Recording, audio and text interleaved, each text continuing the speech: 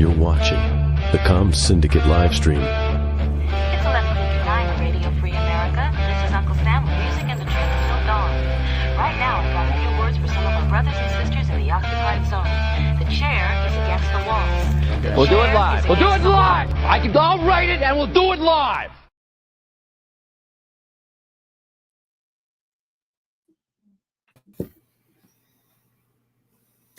All right, welcome to the live stream. And let's see, give me 1 second. Let me turn my audio up. Hopefully I'm not over modulating and blowing you guys out. But we've got Drew from the Terminal Element and Jared from 2 Alpha Solutions. And we've also got 2 special guests. We've got Taylor from Rant Strategies and Phil from the Matter of Facts podcast. And for those watching who are active on amateur radio, you can also send us your comments or questions via JS8 call. I guess, Drew, we're running 40 meters tonight. That's right. I'm on 7078 JS8 call. Send a message to @TCS, and I'll read it on the air. All right. And I'll put that at the bottom so people can also find that. So on this episode, we're going to discuss a few things. One of them will be what qualifies as an emergency, what also qualifies as emergency communications, and then we'll jump into some current events, the aftermath of the murder of the United Healthcare CEO, Brian Thompson, and is that a sign of things to come? Also, a topic that everyone seems to be really interested in would be the recent drone sightings and there's some questions and a lot of theories out there. Are they being flown by the U.S. government or are they being flown by an foreign adversary, aliens, or is it just one big hoax? So that's basically what we've got planned for tonight. But before we jump into our topics, I wanted to get started with introducing our 2 guests. Taylor, I'm going to start with you, but you've got a YouTube channel called Rant Strategies. Can you give us a summary of what Rant Strategies is and what kind of content you have on your channel? Sure. So, Rant Strategies is now completely embedded with Medicine in Bad Places, and we are a tactical medical and rescue training company. And basically what we have done is all of if anybody's familiar with EMS stuff, your National Agency of Emergency Medical Technicians, we do all the NAEMT classes. So your TCCC, your TECC, your bleeding control, all that stuff is primarily handled through Medicine in Bad Places. Rant Strategies is pretty much the specialty course provider for Medicine in Bad Places. And we have our Canine Medical Operator course, which is basically everything you can do that a paramedic can do to a human, we teach you how to do to a dog. I have a professional connection with canines, so that's one of my classes. Another one we have is a live fire TECC type class. And then we also have a woodland tactics, which can either have a tactics-based emphasis on it or a medical-based emphasis on it. And then a rope rescue technician course. Which course is the most popular? The canine one for sure. We have done the canine one in multiple states up and down the East Coast, Indiana, Ohio, New Jersey, New York. We actually did the Pentagon Police, the Statue of Liberty, Ellis Island Police Department, the United States Park Police, and then everything from Philadelphia SWAT, Philadelphia Canine, New Jersey State Police, just everywhere in between. That is the most sought after one, and everybody from a handler to a paramedic that comes to that course is like, this is one of the best canine medical courses I've ever taken. And forgive me if I missed it. So your background's kind of a dual role, law enforcement and paramedic. Is that right? Yes. So current law enforcement, state level. I do some specialty, in one of our special units there. Prior to that, was a New York City firefighter. I worked in Manhattan, and everybody knows being a firefighter is the greatest job in the world. I only worked 8 days a month. When I wasn't there, I worked part-time in Jersey City as a paramedic. Before that, I was actually put the first paramedic engine in service for Washington, D.C. Oh, and cool. then Right on. And then in my still current kind of contracting role for the government, I do wildland firefighting, rope rescue paramedic, which people commonly refer to as REMS, usually in the month of August and September every year. So for people that are looking for Rant Strategies website, it's rantstrategies.com. And then it looks like you've also got an Instagram, and let's see, I believe that is rant_strategies. So Yes. that's how they get a hold of you on Instagram. And then as far as the YouTube channel goes, so that's kind of, I'm pretty much responsible for the YouTube channel. People will often ask us once they get talking to me and see the content, like, do we do a communications course? And I don't. That is just from the start of my being. I've always had an interest in communications. That is such a vital part of every single thing in public safety that I've ever been involved in. And I kind of realized early on how critical it is in all situations. So everything you see on the YouTube channel as far as communications type videos goes is just my passion and kind of nerding out on stuff. Well, you're going to get a chance to nerd out in a little bit, because we're certainly going to dig into emergency communications and what that all means. We'll jump over to you, Phil, next. And so Phil runs the Matter of Facts podcast, and he was kind enough to invite Jared, Drew, and myself on an episode, and we had a lot of fun with him, Nick, and Andrew. Phil, do you mind giving us an overview of your channel and your podcast and what you do? Yeah, man. I mean, the short version is Matter of Facts podcast was born 8 years ago out of this very obvious gap I saw in like my generation. And for the purposes of the show, I mean, I'm 42 years old. I am like one of the oldest millennials there will be. But I saw this huge gap between my generation's knowledge of how to navigate emergency situations and what I felt was required and appropriate for the average person. So 8 years ago, I was sitting at home from a day of work, and I was watching a lot of my neighbors dealing with a lot of flooding in Southeast Louisiana. And these people had no earthly idea not to drive in flooded areas, not to wear closed-toed shoes, not to have food and water in their vehicle. Like, they were completely unprepared for the situation that they found themselves in. And for whatever reason, I looked at that situation and said, that there are things I learned as a child from my parents that they taught me to be ready for emergency situations. And we never called it prepping back then. It was never anything weird. It was, you live on the Gulf Coast, you're going to eat a hurricane every 2 or 3 years. You might as well be ready for it, so you're not completely hung out to dry by it. So I started this podcast by myself, and then later on took on Andrew and Nick as co-hosts with the intention of trying to normalize the preparedness community to the average person, to try to show people that, the things that they thought they knew about the crazy preppers and the tinfoil hat wearing people weren't accurate, and show people that there was a lot of things that this community knew and wanted to teach other people that were very, very relevant to people's everyday lives. So we've spent 8 years trying to make practical preparedness an everyday part of more people's lives, just to get people thinking about these things and get them to wake up to the idea that, preparedness is not a thing you do. Preparedness is not this weird fringe activity. Preparedness really should be just everyday part of your life. It's as simple as having air in your spare tire and a little bit of extra money in your savings account and carrying cash. And it gets as complicated as you want it to get.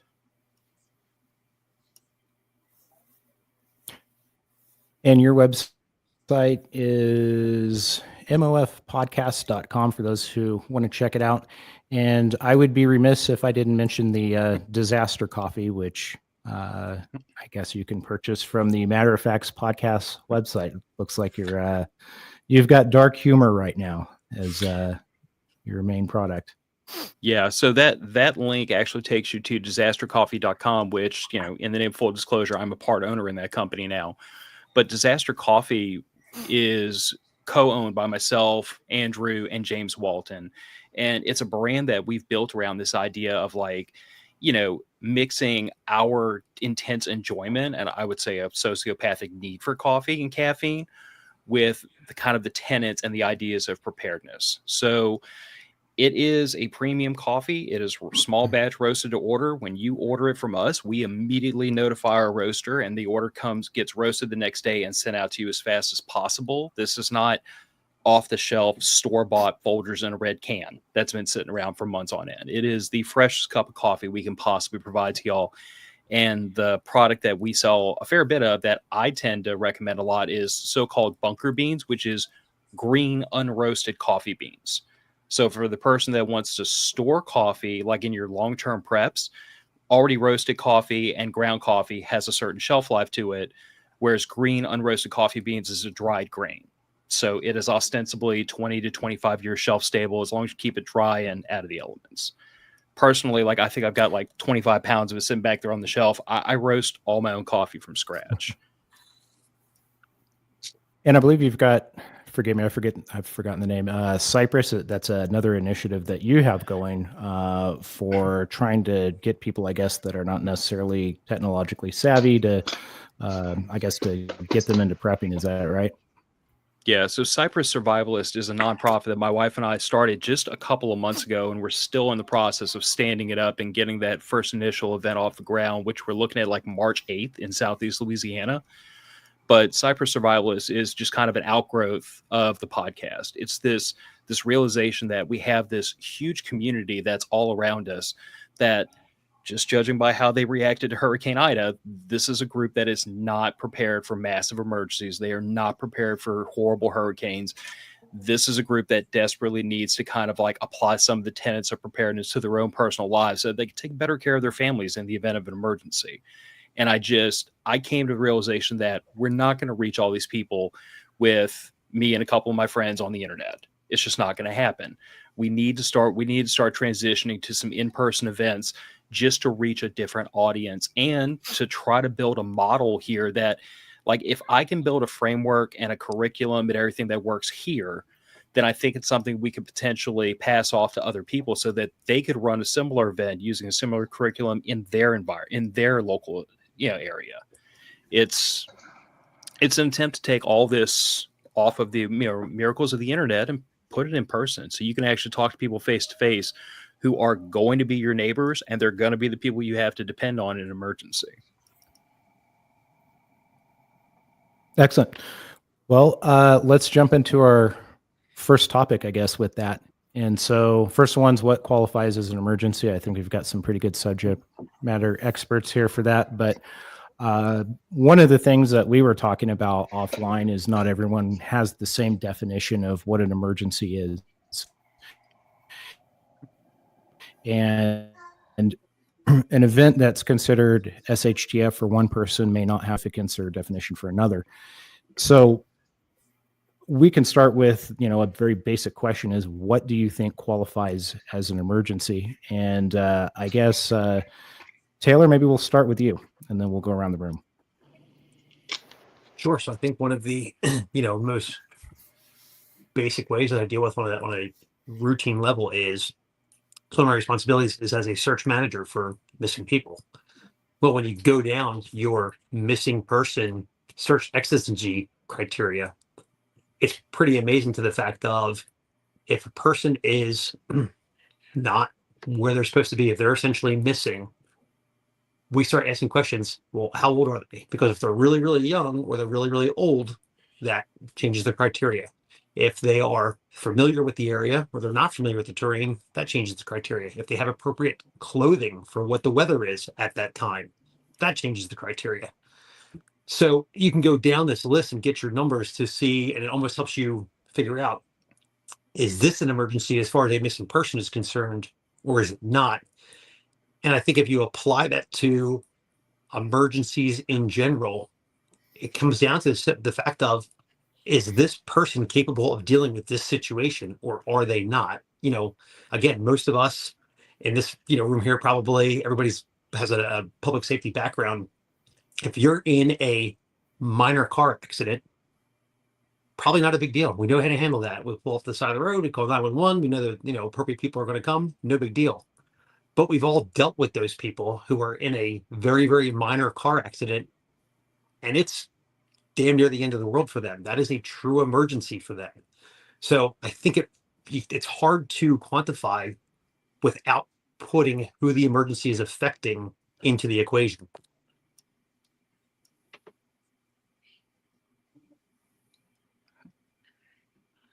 Fair enough. Phil, what are your thoughts? So I'm going to throw a pretty wide net here, and I'm going to assert that I think an emergency is any departure from the norm that has a notable impact on either a person's life or quality of life. So like let's look at how big of this net I'm trying to toss here. Like obviously if you have a Cat 5 hurricane that drops trees on your house like what we dealt with after Hurricane Ida, in the middle of the event when the trees were falling, we could call that emergency. There was the possibility a tree would have come through the house, destroyed our shelter. We would have had big problems to deal with. The day after the hurricane, we had food and water to fall back on. We had alternate ways of keeping cool. We had alternate ways of powering things. We had alternate ways of maintaining ourselves. So we weren't in an emergency that was life or death, but our quality of life had obviously been impacted. We had some damage to the home that had to be remedied very quickly. We had to shift to using a lot of alternate methods of sustaining our basic needs. We had zero water pressure, so we had to fall back on an emergency water supply that thankfully I had the thought process to put together before the hurricane. Now, if I hadn't have had the extra food, the extra water, the generator, the Jackery, all those things, then that would have threatened our life much more quickly. But as it stands, I'm going to toss a wide net and say that if it impacts your quality of life, you could probably call it an emergency.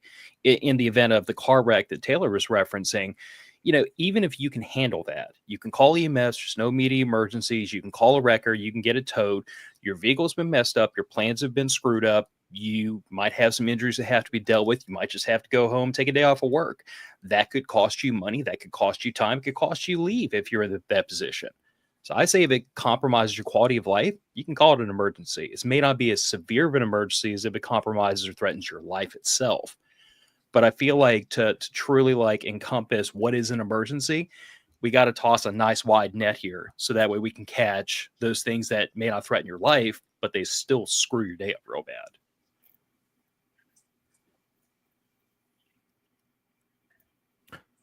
I guess we'll go to Jared and then Drew next. All right. Over the past 20, 30 years, the media especially has dramatized any kind of weather event, whether it's rain or snow. Back in the 90s, it snowed all the time, and they didn't make a big deal out of it. And now, anytime they talk about the chance of flurries, it's this huge drama thing that's just drawn out for days prior and afterwards.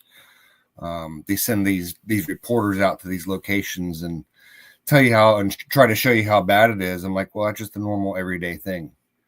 So I think a true emergency is whenever your life or somebody's life is in jeopardy, or of being hurt or maimed or whatever. I want to disagree with Phil just a little bit, just because trees fall in your backyard and they might hit your house. That might be a bit of an emergency. It's really not a true emergency, just so to speak, because if the event happens, nothing's happened to you. Now the only thing that you have to worry about is making sure the power to the house is off. Or that you do have power. And you might have a hole in your roof that you might have to fix, but it's not really a true emergency. It's a priority, but it's not an emergency. So I think the definition of emergency has really, it's a very perceptive thing to each individual. But I think the definition of an emergency has changed over the years too. It's very dramatized anymore. Fair enough. And Drew, I've saved you for last because you are a passionate guy. So fire away, sir. No passion, just all business, all facts. Anyway, I was actually really surprised to learn when I looked up the actual definition of an emergency. It did not include things like life, limb, or property. But in my mind, that is what is required for something to be an actual emergency. And I guess I think too, I'm sure when every single one of us was a child, we had some sort of horrifying, we saw a bug or something and it was the end of the world, and I'm sure all of our mothers said something to the effect of, "Well, are you bleeding?" Well, no, so it's not really that bad. And so while I recognize that the official definition in the dictionary doesn't include some sort of life threat, I don't personally consider something to be a true emergency unless life, limb, or property is on the line. So maybe I'm wrong. I don't know. But for my purposes, that would be what constitutes an emergency requiring an urgent response and an emergency type of communication method. Taylor, hit it. Shoot. Well, and I think one of the things there is what this boils down to is the fact that verbiage matters. And I look back to early on, doing vehicle rescue work. I remember there was a guy who made it a very, very hard point to drive home the fact of not everybody stuck in their vehicle is entrapped. They may be inconvenienced and need a door pop, but they're not necessarily entrapped, even though we usually dispatch an accident like that as entrapment. To the same point of that, active shooter is now the hot topic. And if you monitor police radio, you will hear, almost, depending on what areas you're monitoring, it could be on a weekly basis, an active shooter situation. And I always, when I'm doing courses on active shooter work, I like to make the point home, like, guys, just because, the person who called in heard shots being fired, or you as the officer on the ground hear shots fired, that's not necessarily an active shooter. It could just be the drive-by shooting, the gang-related shooting, the gang shooting that occurs in a school. We have to delineate to the fact of things like active shooters there's a large number of victims and or a large number of potential victims, and the event is still ongoing. So just trying to drive the point home that exactly to this topic, what is an emergency? Our definitions of these words matter. I think that's a great point. That's a great point about the extrication. I used to work in a state that had a trauma system where if somebody required 20 minutes of extrication time, it was a high priority trauma system entry. And not everybody who's just stuck in the car who requires 20 minutes to get them cut out is going to die imminently. So there's so many factors that go into that, and the bean counters don't like it when you exist in that gray area. But if there's no mechanism of injury. Right. I mean, I've had people, their car rolls and they're just kind of sitting on the roof of the car and they're fine, but they just need help out. And sometimes that takes time, and not all the time do we need to race to get that person out. Maybe that creates even a more dangerous situation than what we're dealing with now. So maybe taking our time and going 20 minutes or longer on that extrication is just totally appropriate and indicated. But yeah, you try to explain that to the bean counters at the state who evaluate these things, and it gets a little funny sometimes. Going back to the perception thing too. I'm sorry, Phil. Go ahead. Well, I was going to say somebody that's following my feed actually is they said something that kind of resonated with me. They said that my life is threatened every day, but I don't think I'm in an emergency situation. I know that gentleman, he works as a prison guard, so fair point.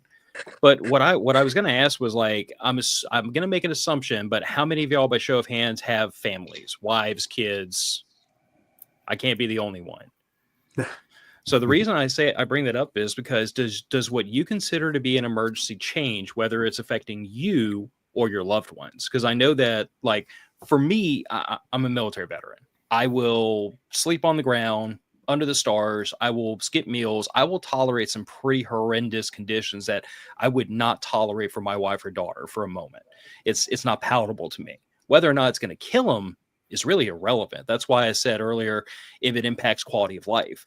If my kid is hungry and if I'm hungry, I don't count that as an emergency because I know that I can miss a meal or two. But my kid being hungry, missing one meal is not acceptable to me. So I feel like part of this also, like when we're talking about what is an emergency, it kind of depends on who it's impacting.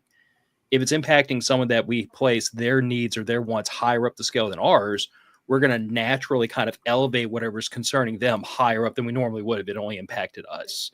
I can say that, to the point Taylor was making earlier about talking about vehicle accidents. If my child is hurt, I can be bleeding like a sieve, and I'm pretty much just going to like suck it up, apply pressure, and very, very calm and collected, like, okay, I'm going to deal with this. But if my kid is hurt, it's an emergency immediately. She's my daughter. So I think like that's also worth bringing up in this conversation is like, if depending on who is facing that peril, we're going to naturally want to elevate things further up the scale very quickly sometimes. That's very close to what I was going to say, Phil. Like if my dog runs off, I mean, to me, that's the end of the world. That's an emergency to me. That's family.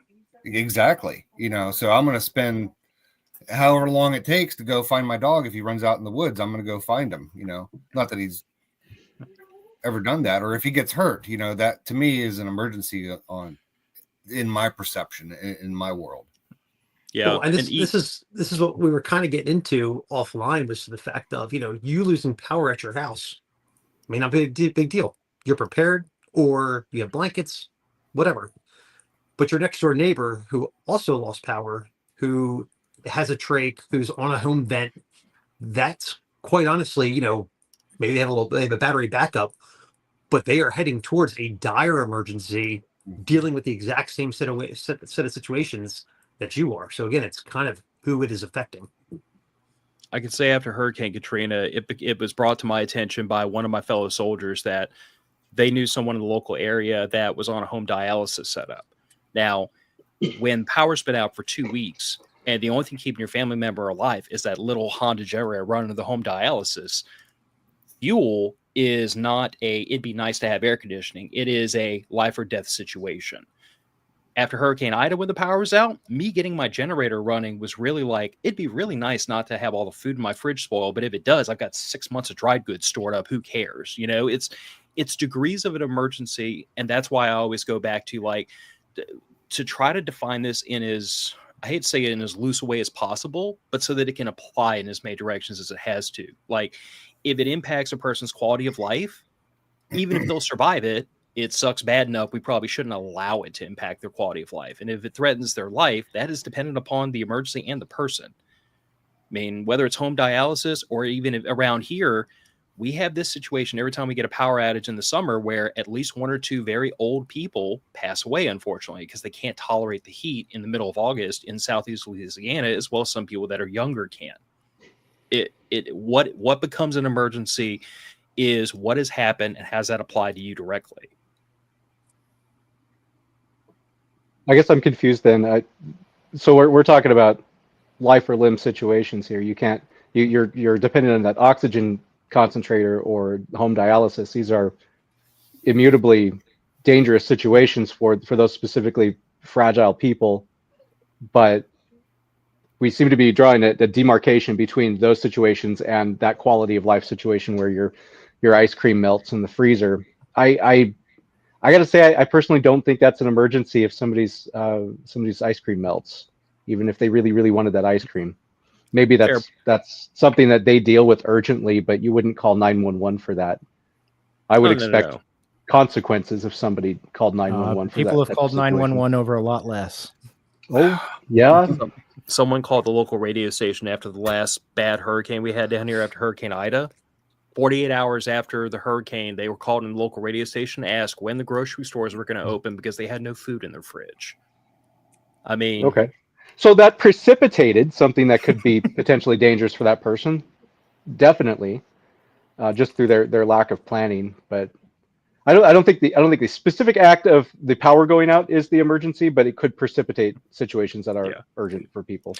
And understand, when I say quality of life, I'm not talking about something that like upsets you or inconveniences you. I'm talking about something that is maybe not immediately life threatening, but it's going to harm your ability to care for yourself. It's like if everybody knows most people can make it a couple of weeks without food, right? Like that's pretty reasonably accepted.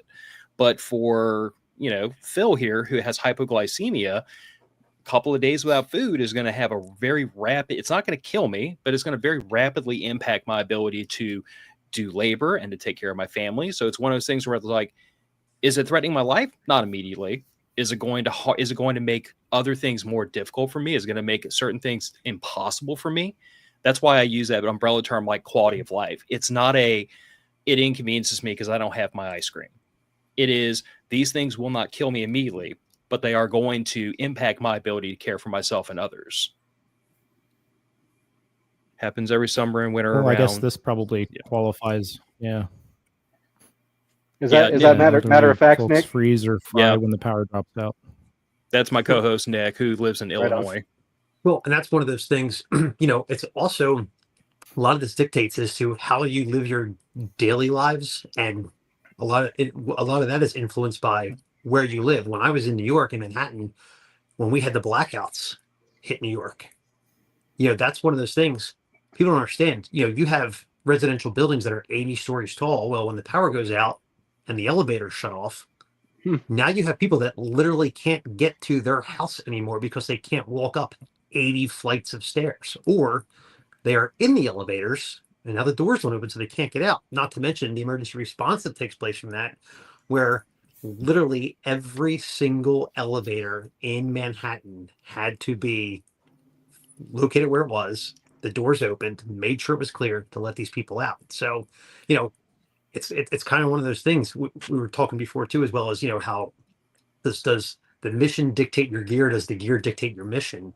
And, my stance on that was, no, mission dictates all.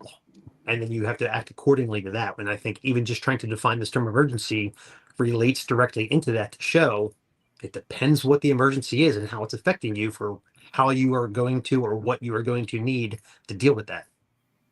That's why we pre-plan so many things and have operating procedures. Yep. I would go so far as to say that gear definitely, or mission dictates gear dictates response.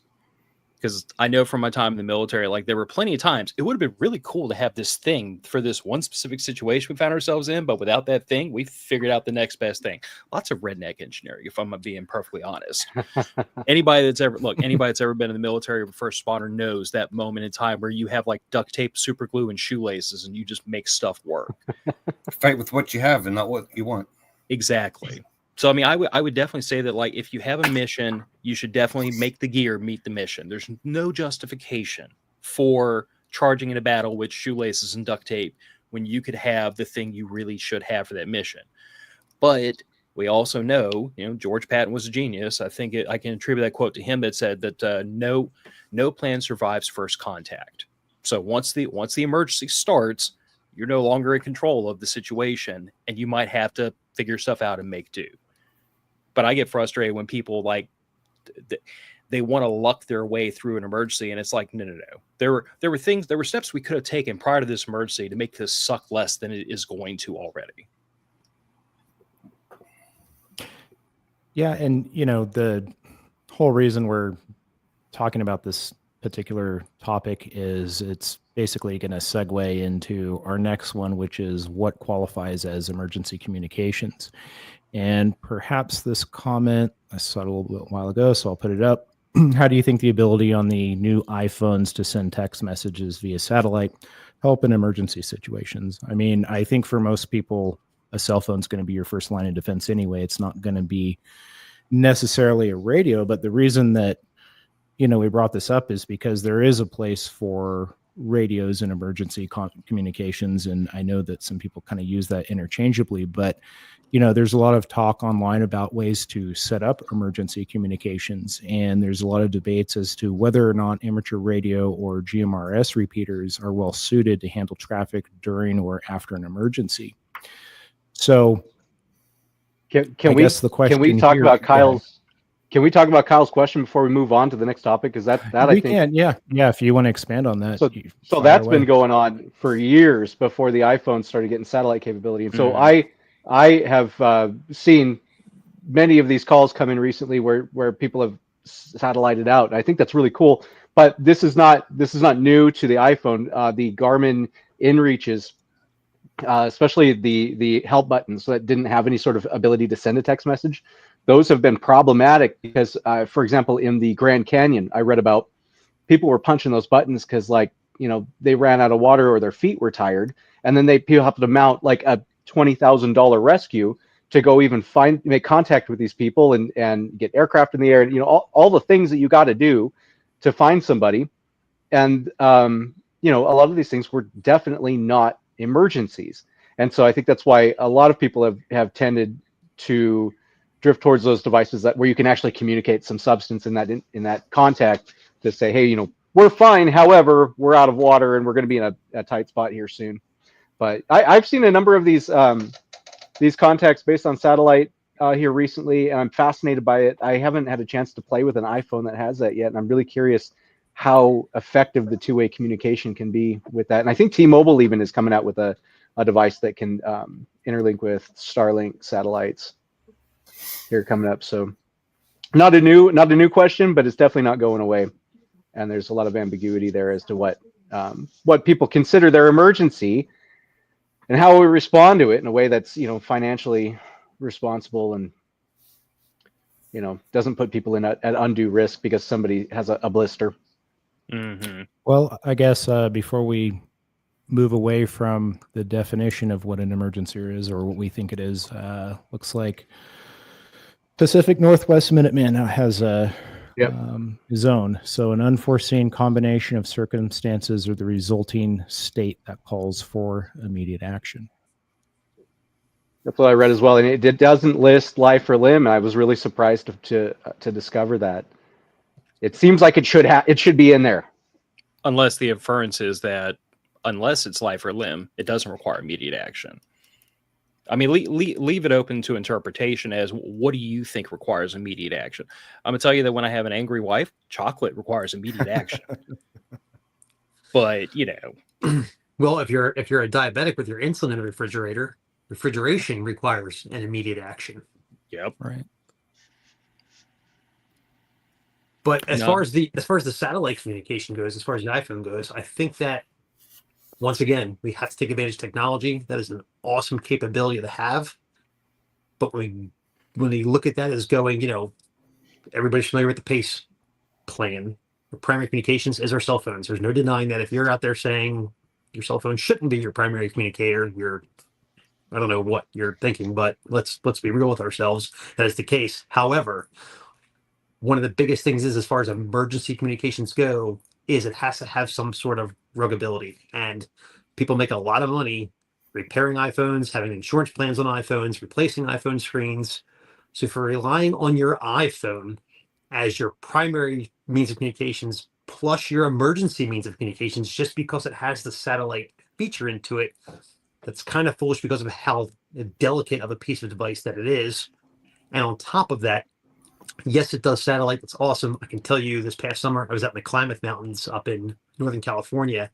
And even with the Starlink, because of the sheer way that cliff faces are, you still have to be able to face a satellite to get in contact with one. And there were miles and miles, long stretches that your satellite wasn't in the right spot for you to get a signal. Yeah. Wasn't that the issue with Marcus Luttrell trying to call for help in Afghanistan? Oh, yeah. There you go. Yep. Just couldn't. Yep. So, I mean, personally, I take a view of what constitutes emergency communications I prefer to use the word backup communications, kind of going to what Taylor was saying about PACE plans. Like, to me, everything is about having layers of preps so that when plan A falls apart, and plan A probably will fall apart, plan B is right there. And if plan B falls apart, I'm going to keep going down the list until we get to improvisation or until something starts working. So to me, what having satellite-based communication built into the iPhones, which was part of the reason I got a 15 Pro when it came time to upgrade, because I saw that as another tool in the toolbox. And I wouldn't say it elevates a phone to the point of being like your preferred emergency communications, but to me, what it does is it broadens out the usability as a primary communication source. There's no reason not for your phone not to be your primary communicator. Everybody has one. They're reasonably secure. They work reasonably well. And even the event of moderate power outages, at least around here, all these cell towers have backup generators, so they're going to run for a while. It's the exception, not the rule, when the cell phones stop working. So I think if you have the ability to use it in a really off-grid situation using satellites, that just makes it work a little further into the woods as a primary communicator. I don't think it means you can throw out the radio and everything else and say, woohoo, I have satellite. I don't need, backups anymore.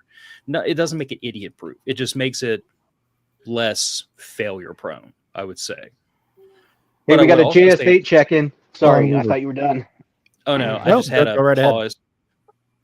But I would just say that the one thing that a lot of people don't talk about when they talk about emergency communications that I always bring up is I'm like, sometimes communication is not always a positive thing. Sometimes it's as simple as like ahead of the emergency, telling a person, this is where I'm going to be if you need to come looking for me, or this is how you can reach me. It's that whole aspect of planning ahead of the situation before you wind up in it. And sometimes communication isn't pick up a radio or pick up a cell phone. Sometimes it's drop a letter in a friend's mailbox or it's communicate with them verbally ahead of the emergency. I think that it Drew, gets you overlooked a lot. Drew, you got JSA check-in. We got a message from question or K7JLJ. Just a comment here. He says at TCS, enjoying the show. Awesome. Very cool. Bill, So you back to- brought up something good, and I found a graphic that is published by APCO that covers that. It's a cycle of emergency communication. I sent it to you, Terrence. I don't know if you were able to get that on your computer, but APCO actually includes that in their emergency communication cycle, that pre-planning, the pre-planning portion, and then prior to that, mitigation, and I believe refining plans. Yeah. Anyway. Oh, you did. So- Yeah. You know what? I'm sorry. I did not include that into. No, it's all good. So APCO is into my a list of, industrial things. My bad. APCO is an organization that manages emergency dispatchers. So they, if anybody, have got this dialed in, and so that's I think we're drifting into the same lessons that they've learned. That preparation is part of the emergency communication cycle. Offline, we were.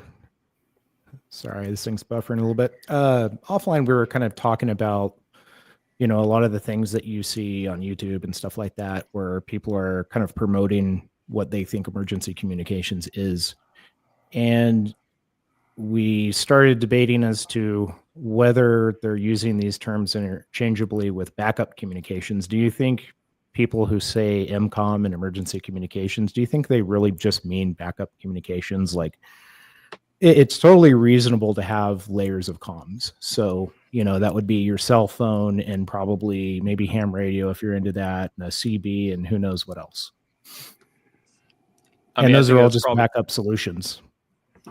I think it's probably a reasonable explanation, honestly. Like, to me, anything that you use to coordinate, call for help, or to mitigate an emergency is emergency communications.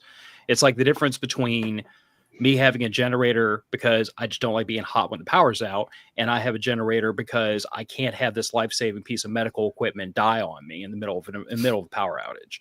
If you use it for an emergency, it is by definition emergency communications. It's like I get into this spiel all the time from my own podcast when I talk about like practical preparedness, and we even do an episode every now and then on financial preparedness because I nerd out on people about like interest-bearing debts and saving, having a savings account, a 401k, and all this stuff that you don't hear from a lot of people in the preparedness community.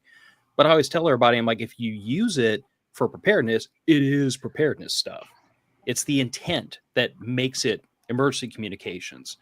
But I would say that it's all backup communications until there's an emergency. Now it's emergency communications, if that makes sense. That's fair. Yeah, I agree with that. Drew, you look like you're screaming inside. No. I do have a lot to say, but I want to make sure I'm not stomping on everybody else. But I definitely think that there's an inappropriate intermingling between those two terms. And no greater example of this is the heavy focus of HF on EMCOM. By the way, EMCOM in the public safety world is not a word that is known or used. That, at least what I've seen. And my experience is not all encompassing, but this is a word limited to, I think, ham radio folks, and probably more specifically YouTube. I don't think it's a bad term to use, but it is not something that actual communications professionals use. So I just wanted to let folks know that if they're not familiar with it. So if somebody's really hammering EMCOM at you, sometimes I think maybe that person doesn't have a whole lot of experience in actually working emergencies, and that's not wrong. They probably still have some good information to share, but it's just a perspective that consumers should keep in mind. But So in the professional realm for, paramedics, firefighters, police officers, what terms do you guys use for that? If MCOM's not. It's never anything that I've heard a term for. Taylor, Jared, can you guys chime in here? It's just you get on the radio and talk. It would be communications because much. you're essentially talking on it because you're doing emergency communications. That's just our method of communicating. Just what we do. Yeah, it's not a thing that needs a special term that I've ever heard. Maybe there's some department out there that uses the word MCOM a lot, but it's just the thing you do when you're working emergency. I was trying to figure out where the origin of that came from, and I was wondering if possibly it came up during somebody's pace planning or something. I don't know. I mean, we'll get into something Jared brought up, NIMS and ICS in a moment, but it is interesting because I don't think I started seeing MCOM until maybe a few years ago. I don't know. That has to, I think the more ham radio got involved, which appropriately so, with emergency operations centers and being hubbed out of there, the term emergency communications, MCOM, kind of became their title. Their nomenclature. Yeah. Exactly. But Drew, I wanted you to elaborate on the HF for emergency communications because I didn't give you my response offline. So I wanted to explain your title on that so you can get your position on it so you go a little bit deeper into it. Yeah, sorry, I didn't tie up that thought. I see a massive emphasis on HF, which is a lot of fun and has utility in managing emergencies. But in general, anyone I would contact on HF is so far away, except for a niche circumstance, that they probably can't help me urgently, rapidly. Now, I think perhaps if you are on an outpost in Antarctica, you're on a ship at sea, you're in an airplane. A lot of these places have, professional HF radios, but HF of any type could be useful. But still, that rapid response, that person's probably going to be so far away. And you brought up a great example of where HF might be useful, and I'll yield the floor to you here. Well, so I was saving the best that I kept offline, but yes, my response to you on that initial one was, your response was, how would that help me in an emergency right now? And my response was, if I was truly your lifeline for an emergency you were having, and I was, 1,000 miles away, but because I could tell you, hey, you're having a heart attack, go ahead and take 324 milligrams of aspirin, go ahead and take 0.4 milligrams of nitro. Because you can send, pictures over it. If you had access to an EKG machine, at least let me get a picture of it. I can read it for you and, do a 12 lead and kind of diagnose you just over that. And one of the other things you had commented was, you related it directly to friends and family. So some of your friends and family will have skill sets that are important. They can play a role. My bigger position on this, as far as communications goes, which is what I was kind of saving, was the fact that it's a friend or family, the fact that you can authenticate that just because you know them, you know their voice, you know where they are, when you know where they're located. If we look at emergency just a little bit broader than our local area to, hey, there is an event or situation going on, and for whatever reason, the intelligence that's being gathered from the media, from public officials, isn't necessarily reliable, or we don't know too much of what's going on outside of our window, being able to contact somebody across the country, in the middle of the country, across the state line to say, hey, here's what we're experiencing. Are you experiencing the same thing? And I think if you looked at it as far as a intelligence gathering tool, as far as emergency communications goes, it's vital in that perspective. That's a little further down in just kind of managing the disaster, though, not the initial rapid response. So, but it could dictate how you're going to manage it, because hey, if everybody you talk to somebody in California and this just happened, and then here it happened in Arizona, and then here it happened in Tennessee, and it's making its way across, and you're getting real-time live info from trusted sources because you know them, it could dictate how you responded to it. Or when the aliens start nuking cities, it's how we spread the word. Be the right? first to know. So maybe, yeah. So if I sounded too arrogant over text message, I certainly apologize for that. I don't know everything. But most of it. We forgive you. My thought on it, yeah. We got another JS8 comment, but Phil, why don't you go ahead? Good. Yeah, go ahead. Well, I typed in the private chat, but I was going to say I get the exact opposite of this whenever I talk about GMRS's usability for the preparedness community. A lot of people comment that you should get ham, you should get VHF, GMRS is too short range, there's too few people on it, yada, yada, yada, yada. And I go back to the same thing I said earlier. If you're using it for an emergency purpose and you've planned appropriately, which means you should know who you're reaching out to, they should know what channel to listen for you on. You should have a communications plan built around you and these people you're trying to contact. If it fits that need, then it's useful for an emergency. And if it doesn't fit that need, you need another piece of equipment that does. Like, I guess to me, like I'm very equipment and very agnostic on a lot of topics, because to me, it's like, does it fit your need? If the answer is yes, then rock and roll with it. I don't care what the internet says.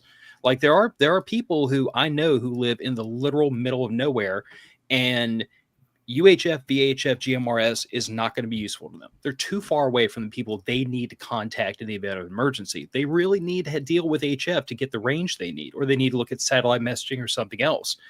But like my communications plan in the event of an emergency centers around me, my wife, and my daughter. We live together. We live in a mid-sized town. If I can get a signal 4.5 miles across town from my house to my wife's work, that's the furthest I need to send a signal. And as long as the local repeaters are still up and running and a couple of them are on backup power, I can get a signal 40, 50 miles away through these GMRS repeaters.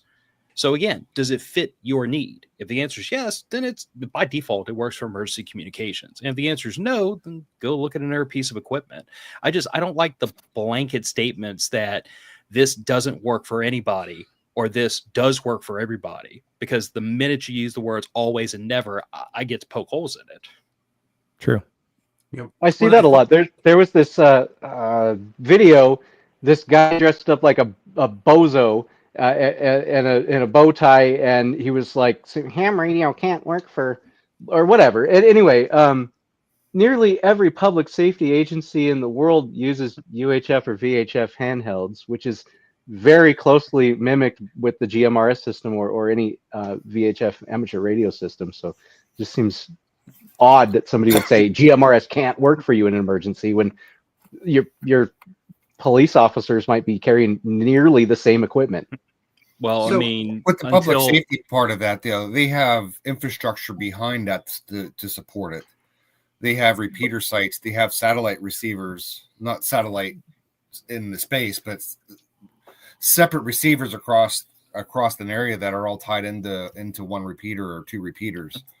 But are there not linked repeaters on the amateur side, or of course they're not on GMRS, but they're still GMRS repeaters? Well, there are, yes.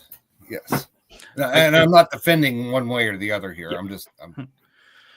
Well, but to your point, Jared, I think what I would say then is that it's not about a single piece of equipment, but about a cohesive system, because that's what you're describing. It's the radio, it's the repeaters, it's the whole system working together to an end goal. And the people behind it too. And that is this is something that I hammered on a lot of my audience about recently when we had a whole hour and 20 minutes talking about communications theory. Didn't talk about equipment hardly at all. Didn't talk about specific pieces of radio gear, but it was like the principles of a comm plan, the principles of guarding comm security and signals intelligence. It was just principles. It was stuff that you could apply to any communications platform.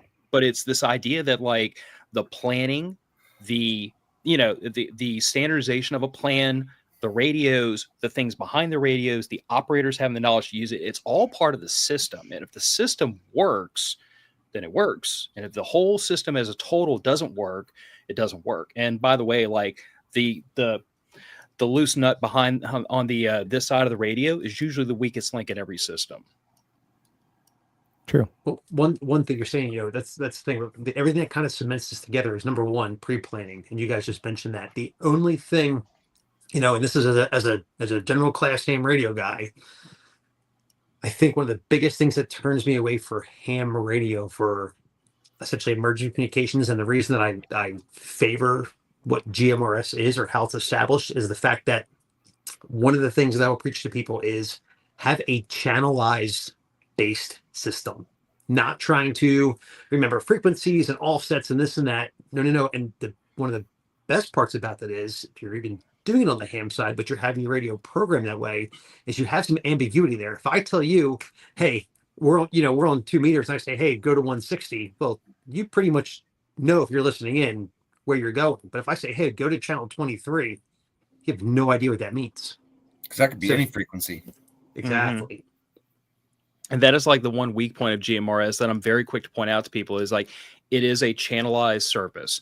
There's only so many channels. So the ability to hide in that mountain of noise that is the radio band is very limited, because if I'm trying to find a GMRS operator, I've only got 22 channels to scan. I'm going to find you eventually. Doesn't matter how short your transmissions or how much you burst or how much you spread them out. I'm going to find you sooner or later.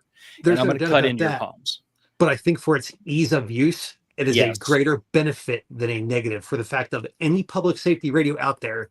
You will never hear any law enforcement agency, fire rescue agency saying, hey, go to this frequency. It is a channelized system. Yeah.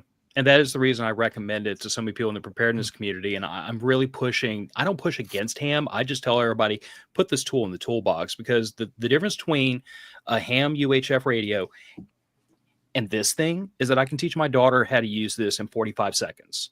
I can get her to change channels in 45 seconds. I've got every radio in this house. I've got the radio in that man pack back there on the floor, and I've got the radio in my truck, all with the exact same code plugs in them across the board. So every radio you pick up in the Rabelais household, they all have the exact same channels in the same order. They work exactly the same. And that it means that because of the way GMRS works, because for anybody that doesn't know, like you get a radio license, and that license covers you, your immediate family, a lot of your extended family, basically everybody except the dog.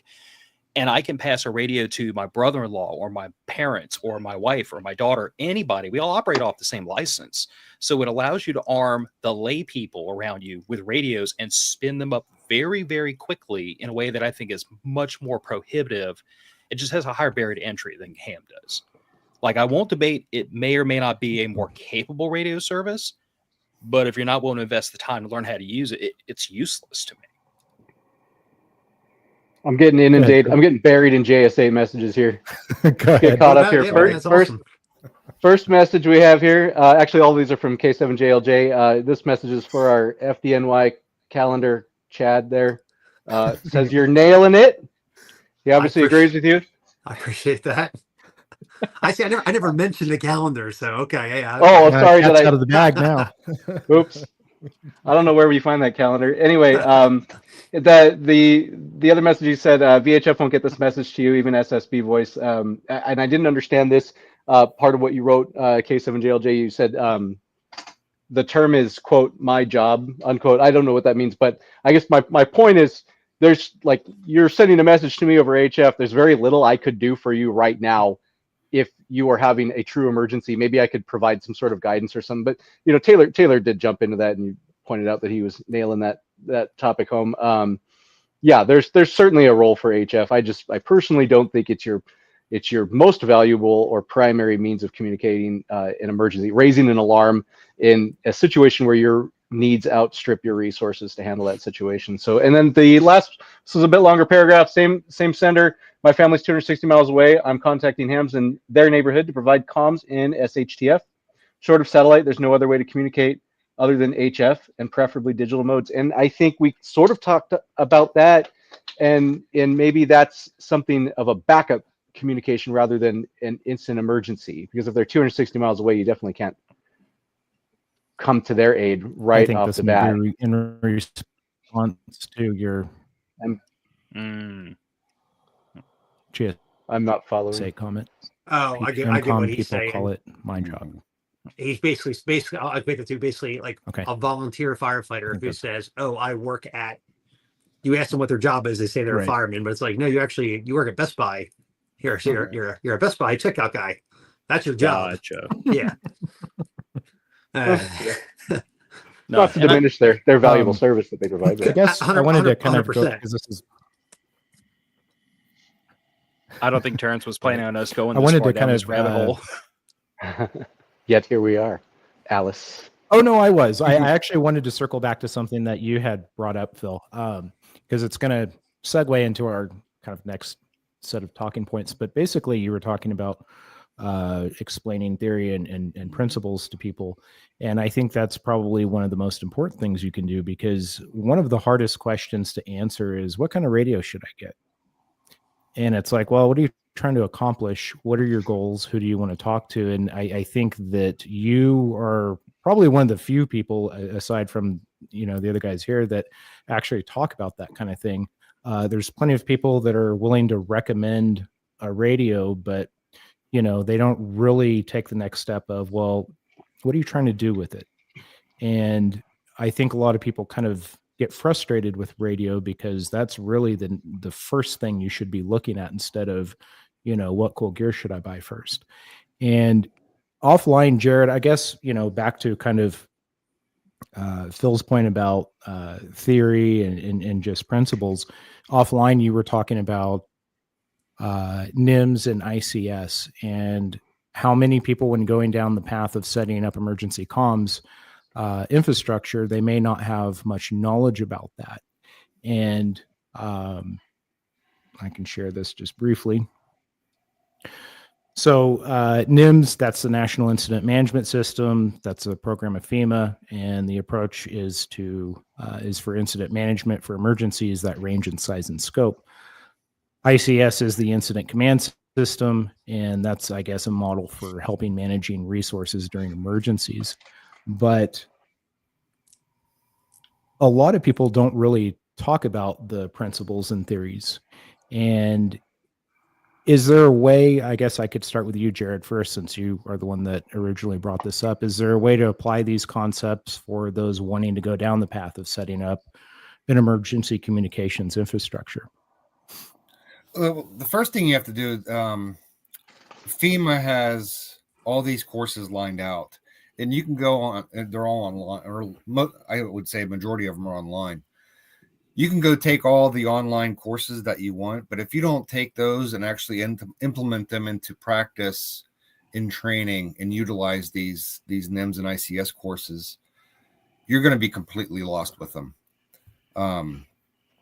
It's a tool to help you manage a situation, a fire scene or an accident scene or a large wildfire scene, and NIMS and ICS can grow and shrink as the scene or as the emergency grows or shrinks. The bigger the incident that you have, the more resources you're going to have coming in. So now your NIMS and your ICS has to, the way you manage it has to grow. And then as you start to demobilize an incident, your NIMS and ICS approaches kind of shrink down along with it as well.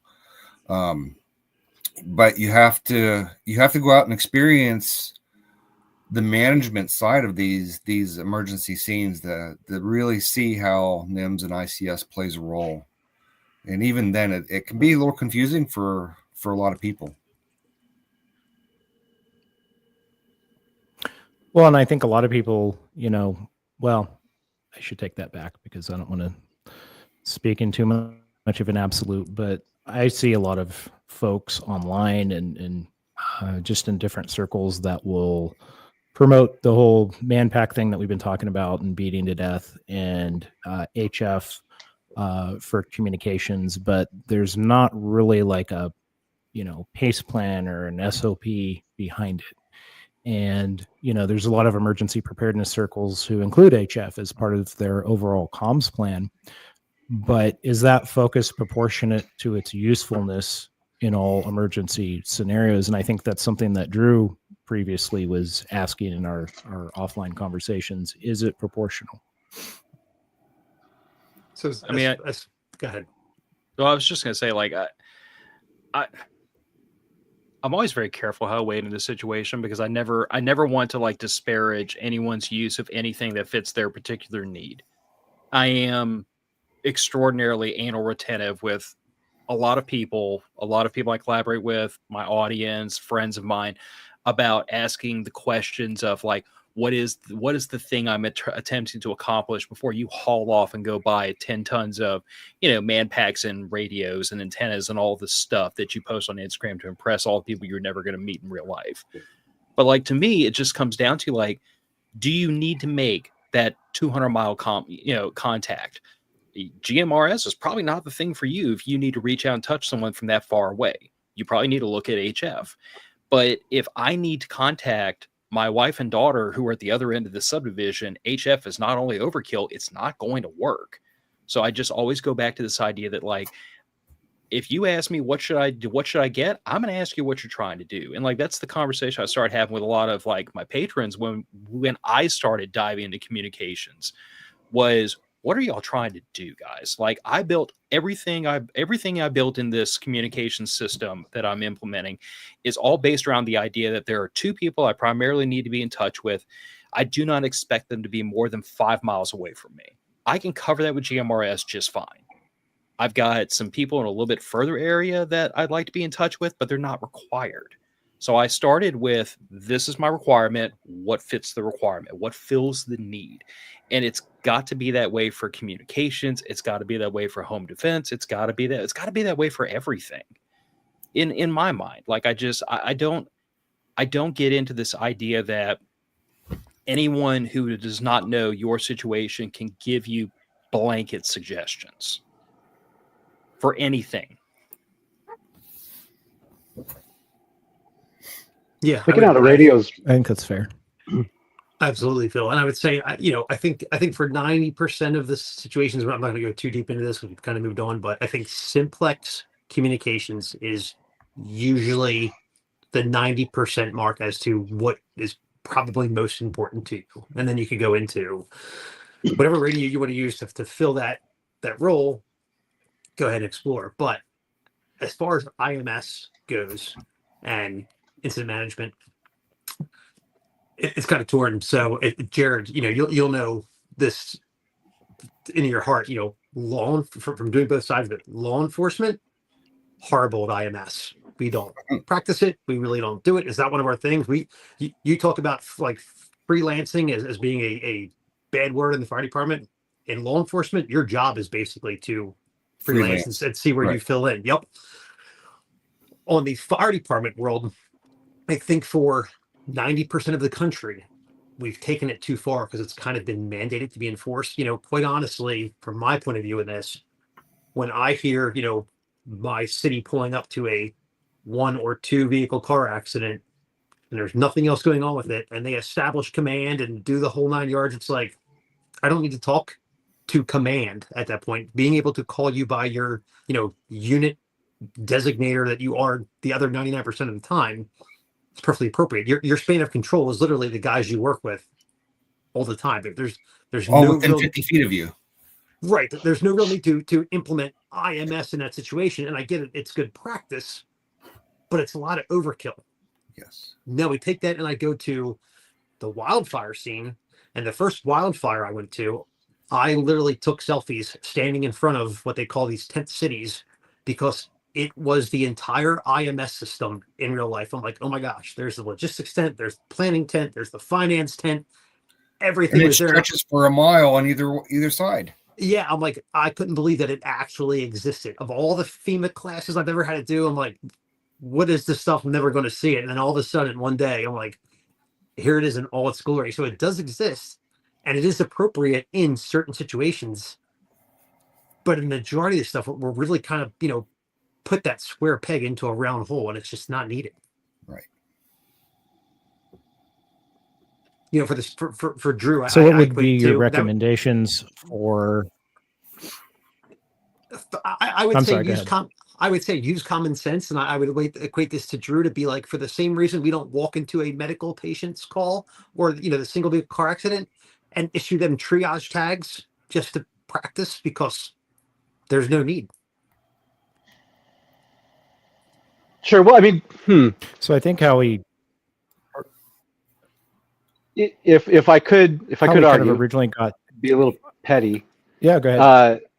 I think that stuff's occurring anyway, right? If I have a car crash that I'm responding to and the law enforcement are in charge of that scene, I don't leave that scene without checking in with them first and racing off with their witness, right? So that person is the incident commander, even if he hasn't gotten on the radio and declared incident command. A triage is occurring. I definitely am not going to be issuing triage tags to everybody, but a triage is occurring as to my response.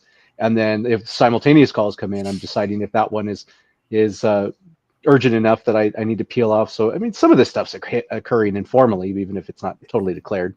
But it's informally, and IMS is a very formal system because No doubt. I would almost guarantee you, like yes, we understand a car accident is a crime scene. Law enforcement technically is in charge, but at the same time, the engine that pulled up on that scene most likely went on scene, 2 vehicles, middle of the road. Engine 7-1 will have the whatever road command, and it's like, well, Sure. Almost to contradict you, it's like, well, no, you're not in command. The law enforcement is, but law enforcement doesn't really do IMS, and that's kind of one of my whole things is to, in 90% of the situations, it's not really needed, and it adds complexity for no reason. And I would go go all down that rabbit hole too, Taylor. Between law enforcement and fire, because there's always pissing matches between the two. Always. What? Always. yes. And I would follow both of y'all by saying 2 things. First of all, someone said common sense. We should strict that entire phrase from the English dictionary because it's not that common anymore. But the other problem I find is that I find this more prevalent when you're dealing with a person who's not really confident in their craft. But sometimes you'll get a situation where a person applies the way it's supposed to be done, like incident command, to a situation where it's probably not required because that's the way they know to do it. So one of the things we face a lot in the military was this idea that like you will always collapse down to your lowest level of full training or your lowest level of competence. In other words, like if I'm really good at this skill, but then this slightly more advanced skill I'm not that good at, when everything goes to hell in a handbasket, I'm going to collapse back down to the stupid stuff I learned as privates because that's the thing I know the best. And for a lot of people, if they're taught incident command, if they're familiar with it, they might try to apply it in a situation where it frankly just doesn't work because that's the way they know to do it. That's the square peg. They're going to shove it in every round hole. There could be too much bureaucracy wrapped up in IMS for a very small scale incident. Yeah, or even if it's not small scale, a very fluid incident because like one and again, I spent a short time in the military. I learned very fast that as much as I love my army, it is a bureaucracy at heart. And bureaucracies excel at doing a fixed number of things semi-efficiently. They do not excel at handling unique or new situations. So a lot of times when you have this highly bureaucratic, very rigid system and you throw a monkey wrench into it, the whole thing jams because you're asking it to do a thing it has never done before and never encountered before, and it will just freeze while it tries to figure out what's going on. It's the ultimate. It's my ultimate plea to always tell people like stop trying to shove the square peg into the round hole when what you need to do is find a round peg. Just like assess the situation and find the tool that works best for it. And be agnostic enough that no matter what the situation calls for, you'll go find that tool and not just default to the one that you're most comfortable with. We should point out before we move on from this topic that we should never lose sight that the incident is not the need to talk on the radio. So we need to keep it in perspective of the incident is some other task that needs to be managed, but radios support that mission. They're not the mission. And I think if we a lot of people make it the mission, right, and that's kind of a wrong attitude to have, I think. And so I think we always need to make sure that we keep that in perspective, that the radio communications support the mission, even though we love radios. I think everybody here just loves radios and the nerdy nature of it. Well, and where can you incorporate it when you have knowledge behind it and you're like, hey, yes, we could verbally communicate all of this and it will take, a minute to communicate, or we could use JSA call and it's a 10-second data burst and everybody now has a essentially hard copy of the message that would have tried to take a minute of memorization to, understand. It is vital where appropriate. If you're saying a 2-second sentence, if you're trying to say okay, there's no reason to try to type that out, put it through JSA call, so everybody has a copy of you saying okay. Fair enough. I wanted to touch on the HF radio thing real quick.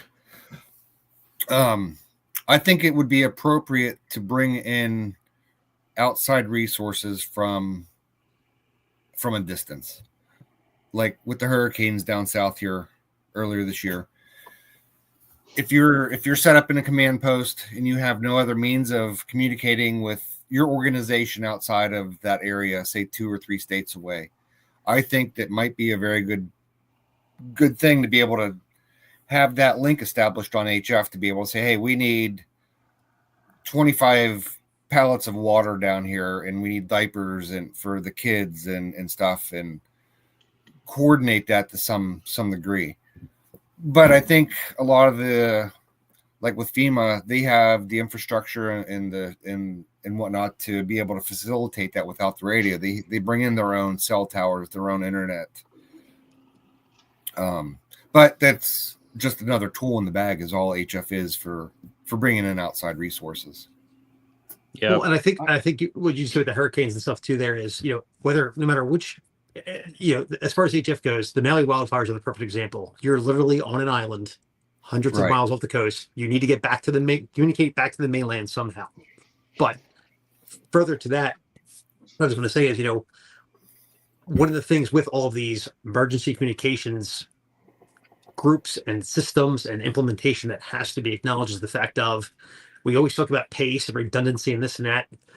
But when it comes to communications, there needs to be a lack of redundancy, not in your systems, in the actual messages coming across. For example, hey, if I tell you over HF, hey, I need 25 pallets of water, but then I also tell the guy on some other net that's on the local repeater, hey, I need 25 pallets of water, and now both of you are trying to get me 25 pallets of water, we have a problem. And I think from the... You're going to be well hydrated. Yeah, there you go. Or they're going to send 50 pallets of water to another island somewhere else. There you go. And I just think from no matter if it's Hurricane Helene, whether it's over HF or Maui, like from the emergency preparedness, MCOM base type systems, where again, Helene is the example, you had an entirely civilian based command structure established. We need to acknowledge that those can exist and pre-plan that to the fact that there is one central point that will prevail, that everybody knows that it has to go kind of through this and then be disseminated. So I got a chance to help a owner of a tender company coordinate a response for tender to go to a fire near Reno, and we were in Idaho, and I none of us had satellite on this incident. Hang on one second. When you say tender, he means water tender, which is a tanker truck to those here on the East Coast. Tanker. I thought tanker was an aircraft. Yeah, when I heard tender, I was like, "Oh, where's this going?" No, tankers, aircraft. Tankers are trucks here. Tankers are trucks on the East Coast. Tender-loving response. Anyway, I'm sorry. So, it's water tender. It's a vehicle that carries several thousands of gallons of water typically, and so they're needed on fires to refill tanks and stuff, wildfires. And so, yeah, we were out in the woods and nobody had satellite. I mean, the overhead had satellite, but we're not allowed to use their satellite, their Starlink. Otherwise, everybody would be overloading it and they wouldn't be able to do their job. And it was tons of trees anyway, so I'm not even sure how well it works. But I had my radio with me, my True SDX, and I was able to help coordinate that for him. Don't know as if I would consider that absolutely an emergency, but it had a role in managing the duration of the incident. That is the next step in that APCO communication cycle. After the response, the alarm and the response, and there's that just duration of the incident prior to the resolution of the incident. And so I think that's probably where HF shines the most, in those resource requests, like you're talking about, Jared. Yes. I mean, everything has its place, and everything doesn't have a place either, in the situations depending. Mm-hmm. Well, I've really learned a lot tonight. Because I thought HF was only really used for telling each other signal reports and sharing medical ailments like Crohn's disease, and because that's about all you hear. Like if you're going to get a colonoscopy, yeah, you need to let people know on HF if you're going to get your and what's so funny is clear liquids. I think everybody here and everybody probably watching this is, there are your traditional ham guys, which are into building antennas and seeing how many contacts they can make and this and that. Hey, kudos to you, dude. It's a hobby. I'm all for it. I think there's this other group that are more operationally focused, and we are looking at ham radio as a tool, and we are more interested in streamlining and making our communications as efficient as possible. And it's just one of those things where, and if you viewed in that sense, it is a very powerful tool. But I think that community as a whole needs to kind of find its own way, so that, hey, listen, like, you guys are into doing what you're doing, that's great. But if we host a net, our net is going to be information based and information sharing, not how's the weather in wherever you are. Okay, so I just saw a comment come in from PNW Minuteman. Need to look at HF in the Katrina event, save lives. If that ain't MCOMs, I don't know what is. I tried. So Go I'm ahead. going to tell you something that I know because I live 25 miles from New Orleans, and I was here in the Louisiana National Guard when Katrina happened. And my father has been a ham radio operator since before I was thought of.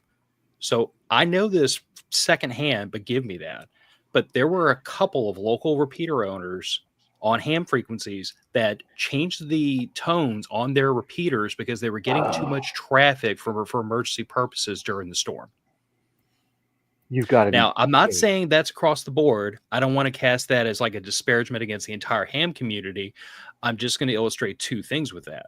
First of all, to Taylor's point, yes, there's a sizable segment of the ham community that it's a hobby. It's their little playground, and they don't want the emergency guys, the preppers, or anybody else playing in their sandbox that doesn't do ham the way they think it should be done.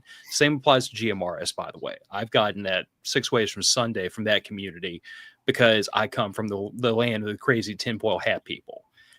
But I would also like to point out that this is the reason why I always tell people, I'm like, if part of your communications plan in the event of an emergency depends on those repeaters, you need to start looking at alternate methods. Because like part of the reason, Terrence and I have talked at length about this man pack that I built, and part of what I built into it was kind of quasi repeater heater abilities, because I was looking to be able to stretch out the legs on a bunch of handhelds. So I've got a 40-foot mast and a high gain antenna and a couple other things I can hook up to it to basically turn it into a parrot, a store forward repeater. For no other reason, a 40-foot antenna is not going to give me like 40 miles of range. That's not the point. The point is if that repeater that's 600 feet up in the air, the next town over goes down, this is going to let me use my radios in a much wider swath than I would get if I was just in simplex.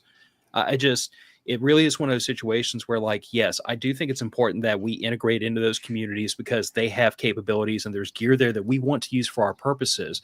But we also need to be very, very aware of the fact that these communities are not always welcoming to people that don't do ham the way they want it done. Well, and listen, and to that, I would obviously never advocate for any illegal activity to take place or condone any sort of illegal activity.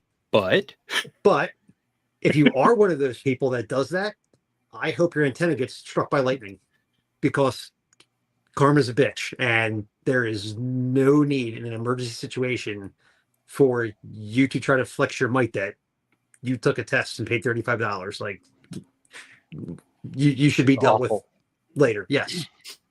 I would also just point out that a lot of radios are capable of tone scanning. You should learn how to do that. It's kind of fun when your repeater owner wants to play peekaboo and you get to play peekaboo with them.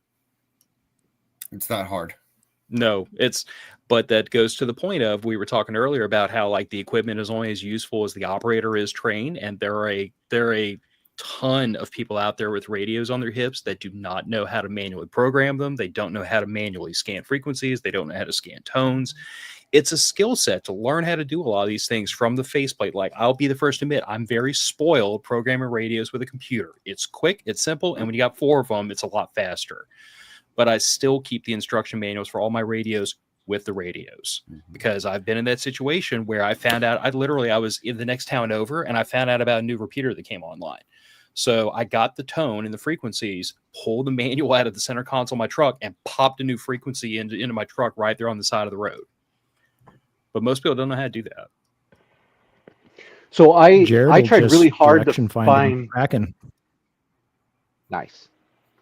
I tried really hard to find an after action for Hurricane Katrina from a radio communications perspective, and the only thing I could find was that some Aries members had staffed a shelter, and it wasn't anything radio related. So if you've got some information, I am 100% interested in reading it. If you've got a link, please drop it in the comments so I can take a look. I'm really looking forward to an after action from this hurricane season as well. I know they had that storm net. I listened in for a little bit, but all they were just kind of doing was exchanging weather reports. They weren't like requesting supplies or anything that I heard. So maybe that stuff took place like on WinLink or something that I wouldn't have been able to see. But I even heard a guy from Arizona check in on the storm net for Florida, which I thought was really weird.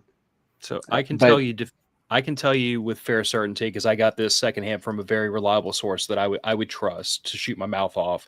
But I do know that in Hurricane Helene up in the Appalachians, there were a number of people using every ham frequency on Earth and GMRS to call for help to some of these communities that were stranded up in the mountains, to coordinate aid, to coordinate resources being brought in, fuel deliveries, because cell phones were completely out and there was no other way of getting signals in and out.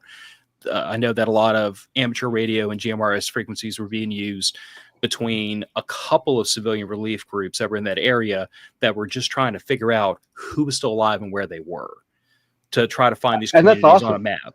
Yeah. So I mean, what I heard was that VHF and UHF really ruled the day there. Yes. Not so much HF. And so I don't want to ever, I'm not trying to diminish the use of HF. I just think we should keep it in perspective. Taylor, did you mention like 90% or something? You said I made a statement about 90% of your tactical comms are going to be VHF and UHF. And I think that's, you shouldn't be moving on to HF unless you've got a really solid VHF and UHF. Yeah. Well, I mean, I will just ask if anybody thinks that's the tail wagging the dog, because y'all know how this works out. Like, what is the proportion of people in the ham community that you think have UHF, VHF capabilities versus HF? I would say that a majority, I would say that probably everybody who has a ham radio license has a UHF, VHF radio.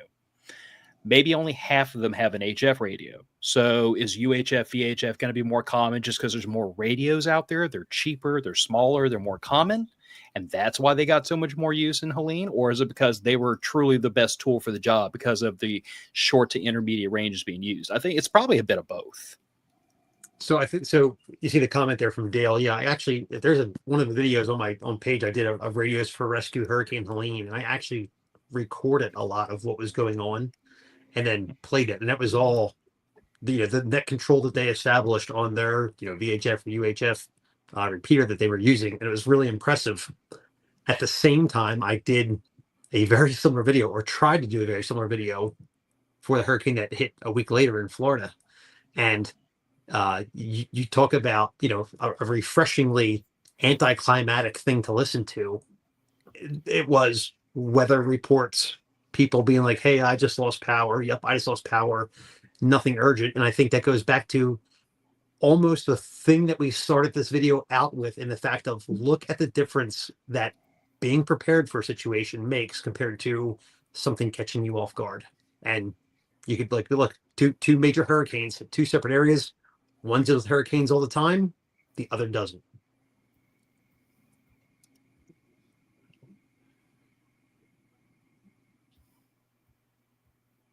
Yeah, I was just reading I that. like this comment. Wish ham guys and preppers could find peace, but egos flare on both sides. I hate that licensing is a thing, but you can't build a bridge without stoking a bonfire. Well, I agree with you. I wish everyone could just chill the fuck out and get along, but that's not reality, unfortunately. And there's a lot of people that everybody always gets into the whole licensing debate, and it's free airwaves and the whole bit. And listen, I could not agree with you more. I'm with you. It shouldn't be. It is what it is. Can you buck the system and say, I'm not getting a license, I'm not paying for that. Right. Screw you. I'm using GMRS, you'll never catch me. Yeah, you could. But when you look at the bigger picture, even if we're talking GMRS stuff, as basic as, or simplex ham radio stuff, that's fine. I've given the example where, let's just hypothetically say there are 1,000 licensed GMRS users in the United States.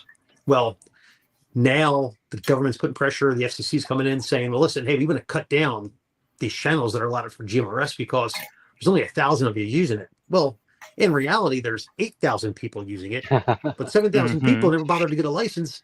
So you're not giving the FCC a leg to stand on to make the argument to defend the reason for the bandwidth needed, and multiply all this times 10,000 because that's what it is. And it just helps to have a little bit of skin in the game for the little bit that it is to make yourself relevant. Because even if you have a complaint and you go to the FCC website to weigh in as to what your complaint is, the first thing they want to ask is, what is your call sign? Because are you, even really making a legitimate complaint? Yep. And I would even go, Right. I would also say that, the reason I encourage, sorry, man, I tripped all over you. Well, No, the go right reason ahead. that the reason I encourage everyone to get licensed in whatever radio service they choose to use, unless some that doesn't require a license, is because I firmly believe that in order to be emboldened to use that radio service, you really should do it 100% above board. For GMRS, I encourage people to get licensed because the easiest way to completely screw up GMRS or anything as something you're going to use for preparedness purposes is to not practice with it, which is why I got a GMRS license. It covers my family. And every single time we go camping, the cell phones go in the pockets, the radios come out, and we all use them exclusively around the campsite because it is the only way I'm going to ever teach my wife and my daughter how to use these things to an appropriate level where if we have an emergency situation, we can use them to keep in touch with each other.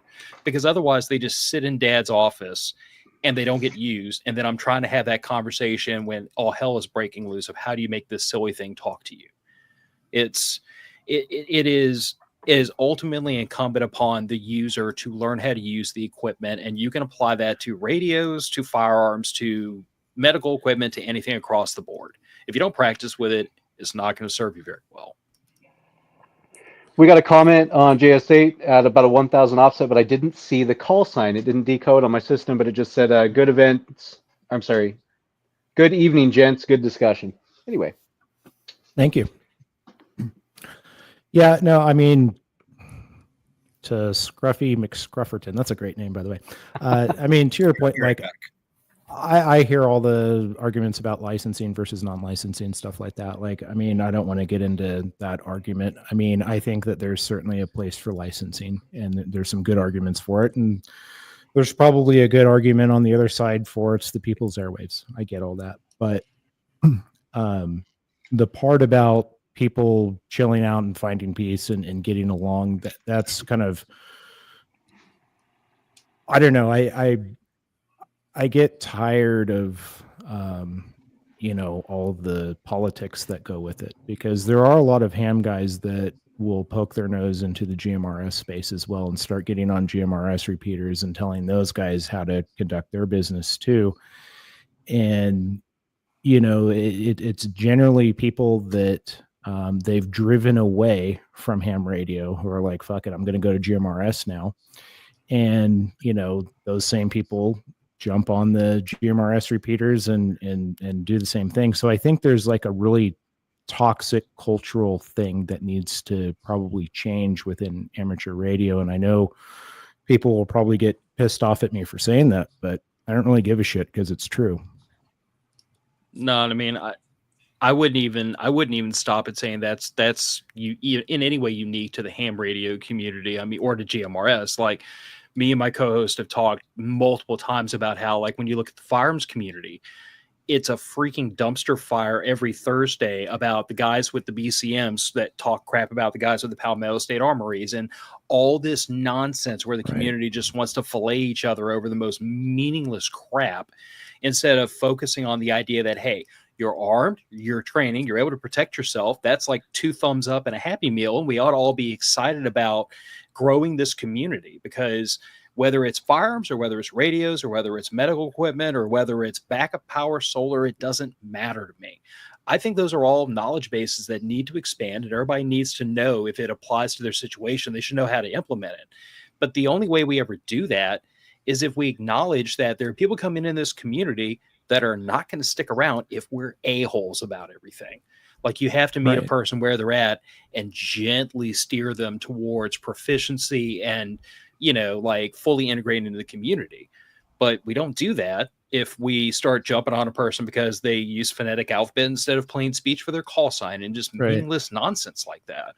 Well, and It's don't get me wrong. I mean, for all the ham guys that are listening right now, I mean, I'm a ham guy too, but I'm not trying to bash anyone. It's just that I think that amateur radio has a bit of a public relations problem for the reasons that you're saying, because, instead of, lifting all boats, like you like to say, they're going and sinking your boat because you've got, a radio they don't like, or you're not doing it right. And it's like, well, maybe instead of lecturing people, maybe get involved and try and, help them instead of being a dick about it.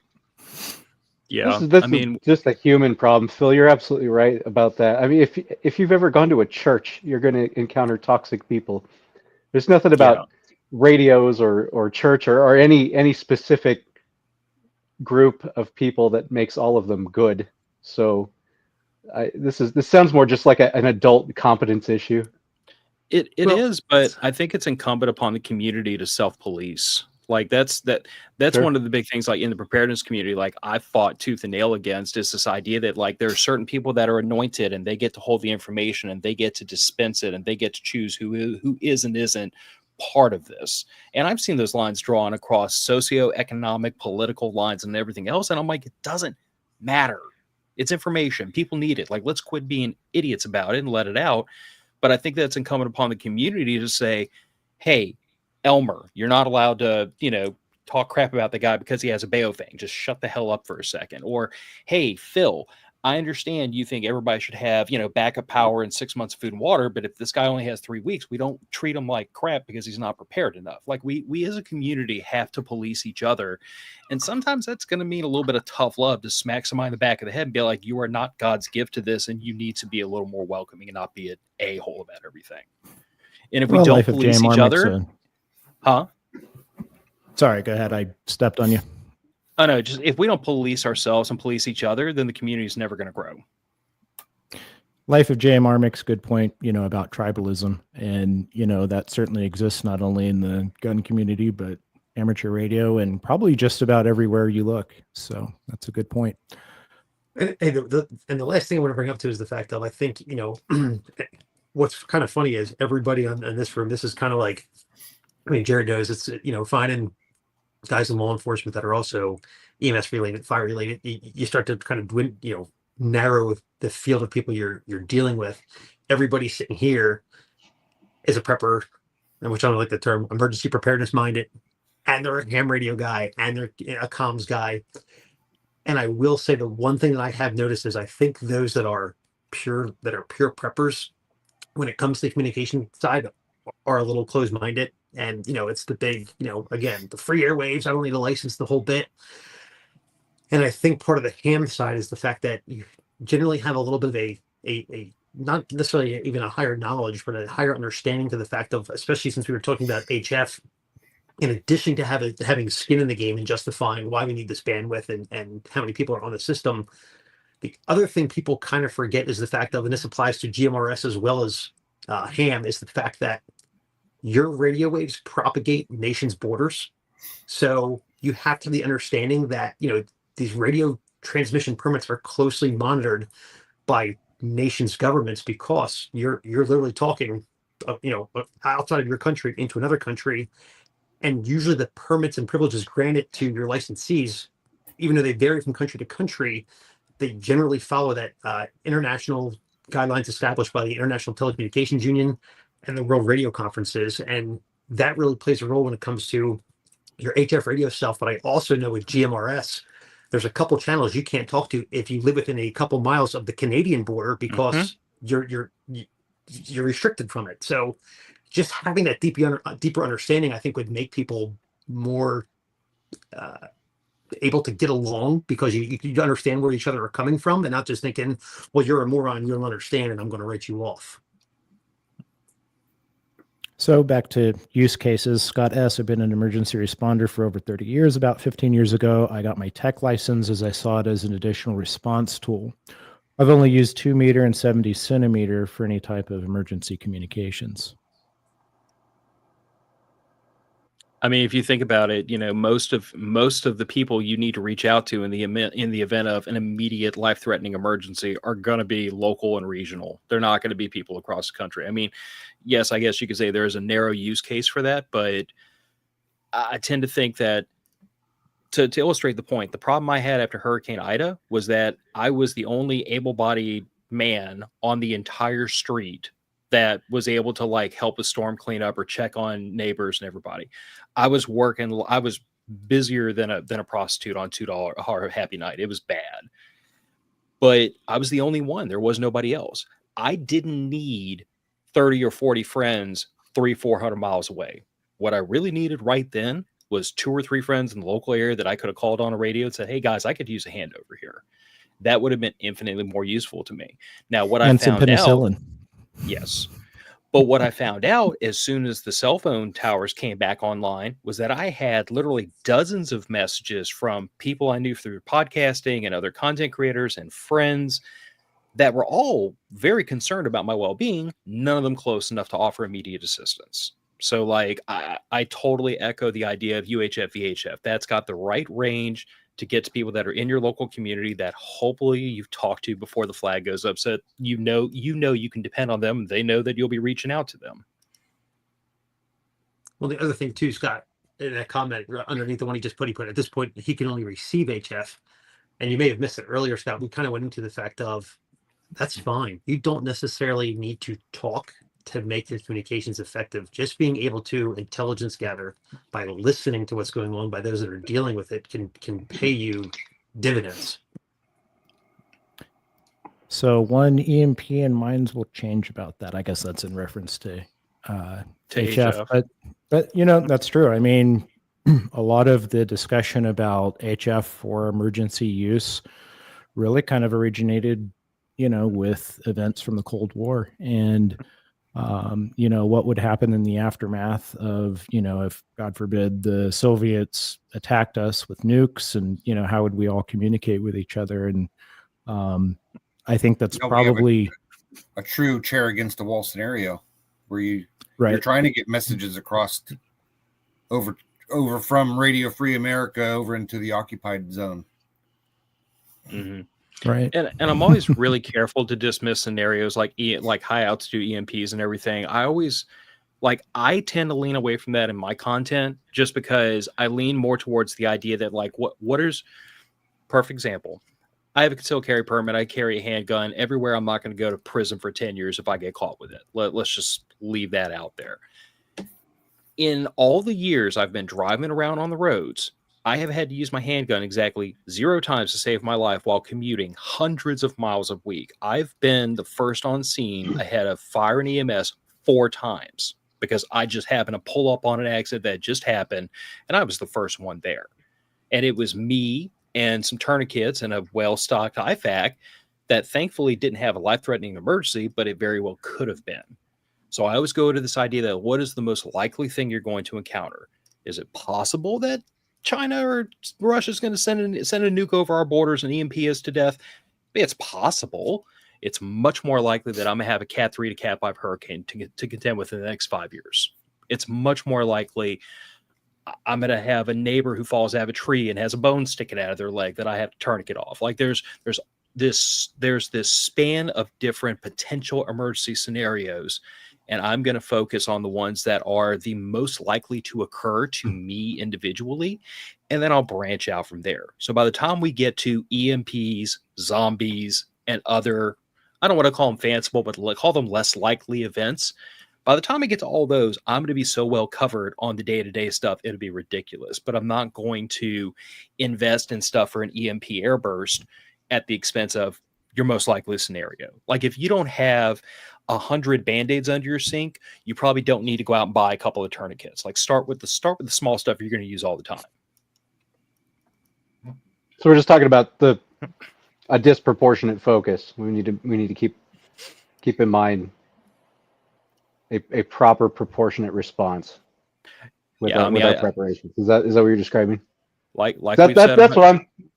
Good. No, I mean that's a good way of putting it. I mean, to me, it just goes it dovetails right back into the same thing we've said 10 different ways. It's always like the mission drives the equipment, and I think the mission is going to be dictated in order of like what's your most likely scenario. I know, go back to my time in the military, the things we planned for were the things most likely to happen, and the things we planned for that were less likely to happen, we dealt with further down the road. And especially for those of us who are no longer in the military, or we're talking about making civilian preparations, or we're doing this as a layperson, I don't have Lockheed Martin and, KBR on speed dial anymore to give me as much a pallet of ammo whenever it suits me. I don't have the Air Force I can call in and say, hey, put a Predator up in the air. I need some intel. Those things don't exist to me anymore. I have to do these things on my own budget that's funded by the sweat of my own brow. And so because of that, I'm going to prioritize things very carefully and narrowly, so I'm not wasting time, energy, and money in the pursuit of the near impossible. You're much better off with a blanket in the trunk of your car than you are having a handheld radio in the trunk of your car in a Faraday bag. 110%. Yep. And you brought up medical. Can I plug a product real quick? Is that okay? Do it. Absolutely. Go ahead. Yeah. So this is a Ranch Strategies original. If anybody knows, so again, medical is huge. Obviously, Drew's got a pretty, decent medical background, same as mine, both being paramedics. Work-wise, getting up for any sort of higher risk scenario, kind of unacceptable to not have med on us, because if something goes wrong, you're the one everybody's looking at to help them. If any of you guys that are wearing, any sort of duty belt, battle belt, whatever you want to call it, if you want to carry a med pouch, if you have a med pouch that you're carrying, where are you carrying it? And pretty much everybody I talk to, it's always in the small of their back, which is great. That's where I wear mine. If you're not in a patrol situation where you're driving around all the time, because as you know, something as small as your handcuff case in the small of your back, in 10 minutes, your lower back pain is excruciating. So being in that, had a dude that made slings, hit him up, and I'm like, hey man, here's my idea. Can we make one of these? We had a prototype done, got a patent, got the trademarks, so everything's good. So this is called the Belt Rapid Attachment Kit. And basically, this is a metal bar that you would put around the belt, usually in the small of your back. And you can see it's really thin, and the Velcro is either hook and loop or, whatever side you want to wear, so you're not messing up your shirt. This would be on your belt all the time. The other side to it, I didn't want to make a pouch that was proprietary. It's just a MOLLE mounting plate. And basically what was the brainchild was an IFAK. Whatever IFAK you're running, you could stick this on your prisoner transport cage, the headrest mount that we have for it, whatever's metal, you get out, you stick that to the back of your belt. It's 180 pounds of pull. So it's real easy to kind of just grab on, take off, stick it on, go do what you're going to do. When you get in, pop it off, and it's, easy as can be. People starting to think outside the box. We actually got hit up by a Swiftwater rescue team that bought a couple of these because they wanted them for their rescue straps that they were wearing. And they're like, hey, if one of our guys gets caught in a strainer, they can just rip it off and it comes right off. So these we do have. They come in black, they come in green. They're pretty awesome. A bunch of guys are wearing them. We go to the SWAT conferences. People seem to like this. Everybody's like, why didn't I think of that? They've been dealing with lower back pain for however long, and that's kind of the solution we came up with. Can you go over what you keep in it? So in my personal IFAK, it's not in here. So I can tell you, of course, the chest seals, as far as chest seals go, I am a Russell chest seal fan. The reason why is the fact the hydrophobic gel that they use on there is the only one that works. It's the one that works the best on dog hair. So I got a nice chest seal for me. I have a nice chest seal for the dog if I need it. It also comes in packs of 2, which some of your chest seals only come 1 per pack, which is not a good idea because there's 1 hole in. There should be another hole coming out, hopefully, so you can seal that. Of course, the tourniquet. The tourniquet of choice, if you guys are familiar, I think Snake Staff or Snake Systems makes this everyday carry tourniquet. It's got the little chem light in there. It's like a really, really shaved down, slim cat tourniquet. So that's my go-to tourniquet.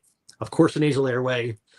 For the wound packing stuff, I use the Silox Rapid, which is just your hemostatic agent impregnated gauze. The reason for the Rapid is, once again, in my mind, is rather than a 3 to 5 minute hold time like in your combat gauze, if you're treating a dog and you can't really tell the dog, hey, lay here for 3 to 5 minutes, that has a 60-second hold time. So you're getting your clotting factors going in the quickest time possible. In addition to that, most people like to carry like a pressure dressing. I don't do a pressure dressing. If I need a pressure dressing, I have a roll of Battle Wrap, which if you guys haven't seen that, Google that. It is like a 10 mil thick saran wrap that, number one, you can see through it so you can monitor your wound. Number two, it sticks to itself, but it doesn't really adhere to anything. You can use it as an inclusive if you needed it, but more so for my pressure dressing purposes. If I didn't need to wound pack something, I just needed pressure dressing it, take the combat gauze out or the Celox, wrap it out, stick it on, wrap it with the Battle Wrap. I do my pressure dressing. In addition to that, I carry Pepto, Advil, Band-Aids, and like alcohol preps in another little separate container. Gloves and gloves. Yeah. Okay.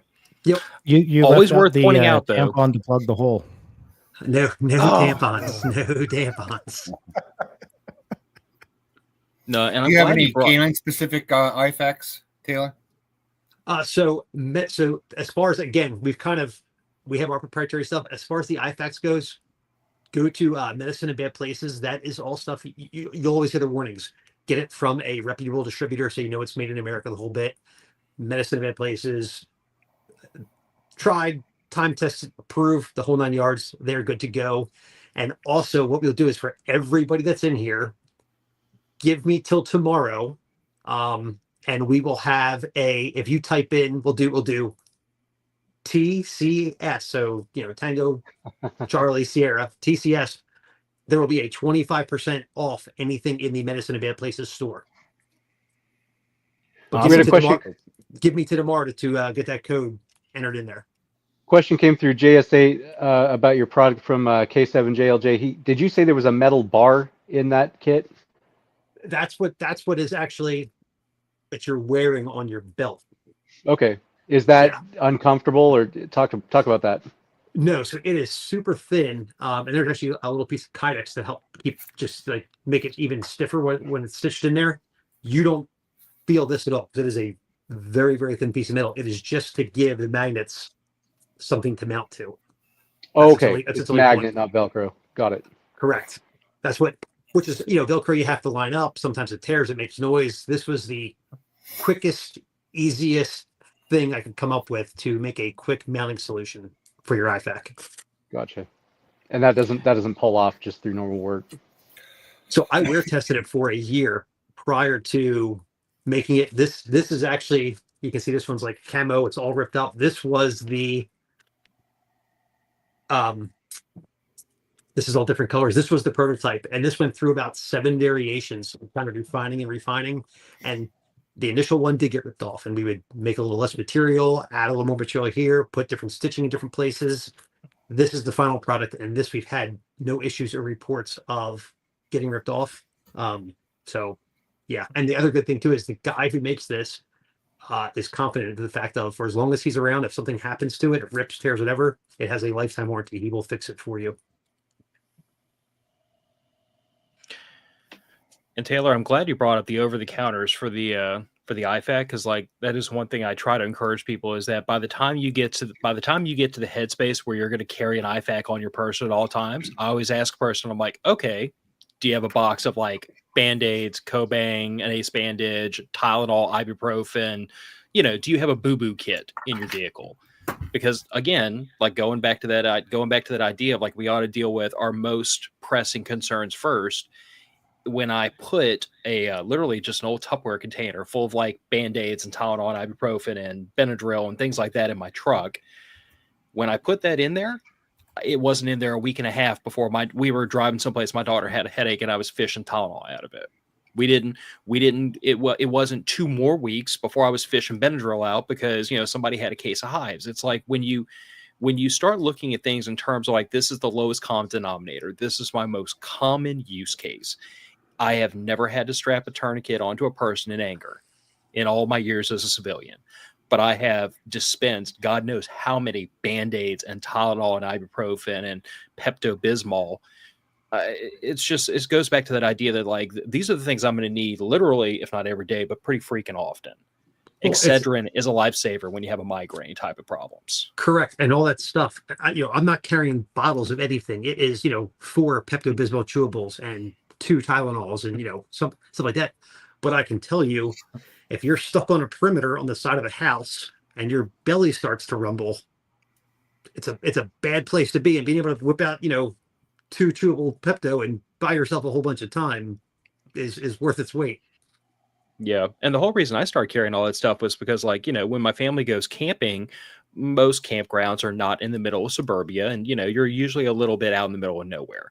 So it was always based around this idea of like, okay, if somebody has an upset stomach, the thing to do is not to have to drive 15 miles into town because we need Pepto-Bismol. I should have that in my truck. Like, we should be able to self-rescue to a degree. It's the same reason why I encourage people to look at things like having a patch kit for your tire and having a tire inflator and having the little jump packs that you get off of Amazon. It's this idea that, like, if there's these things we can do ahead of the I don't want to say emergency, but ahead of the incident, so we can self-rescue, that's infinitely faster and more convenient than being screwed and having to call roadside assistance because I'm at a campground 15 miles from anywhere else and I have a flat tire or a dead battery. Yeah. Or driving a puking, screaming child 15 miles into town because I don't have Pepto-Bismol. I mean, I don't want to be graphic, but I can imagine that situation. That's why me and Drew have sublingual Zofran, so that helps too. Now I carry a SWAT T tourniquet in my EDC, and I realize that's not a Code T CCC approved item, but I don't carry Pepto in my pockets. I figure I can get to the car and get my first aid kit, but there is some additional layers of planning, I think, that go into that. If I need a tourniquet, I need it right now versus the Pepto I can probably get. Now you're talking about, on the job, Taylor, if you're stationed, you're stuck somewhere, you probably need that stuff. So, I guess I don't want to downplay the importance of some of the more important stuff. It goes back to what's your mission, what's your environment, what are your parameters. If Taylor's expecting to not be able to get back to his vehicle for hours on hand, I don't want to say gurgling stomach is an emergency, but I think some people would call it the next best thing to an emergency. If it's a cold day, it's way you can warm up, I guess. Okay. I'm gonna say that if you're in that situation where going back to your vehicle is not convenient or possible, a gurgling angry stomach is about this close to an emergency. So in his case, having Pepto on his person is probably a good idea. For me, I can run out to the vehicle, so I wouldn't keep it on my person. It always goes back to that idea that, like, if you look at every single thing in your kit and you ask yourself, how can I justify this? If you have to go to some really weird, extreme niche, scenarios to justify it, you probably can demote it from on body carry to vehicle to home to whatever. But if you only have to go like 5 steps to get to, oh no, I could totally see myself needing this all the time, you just need to on body carry it. Sure. Yeah. I carry a pretty substantial first aid kit in my truck, because I'm dealing with animals and sharp objects and knives and stuff, and I'm constantly getting cut, and there's a potential of getting stabbed with a nail as I'm nailing a shoe on, and if it hits a vein or an artery or something, that could be pretty life-threatening pretty quickly. My hands and my arms are scarred up from being cut and scraped up and burnt, and then I have my dog with me every day. He goes to work with me every day, so I have stuff in there for him. I carry activated charcoal. I carry hydrogen peroxide. If he eats something, I can give him 60 cc's of hydrogen peroxide to allow him to throw up something if he eats some rat poison or something at a barn. Taylor, what's the website? So as far as where the store is, medicineatbadplaces.com.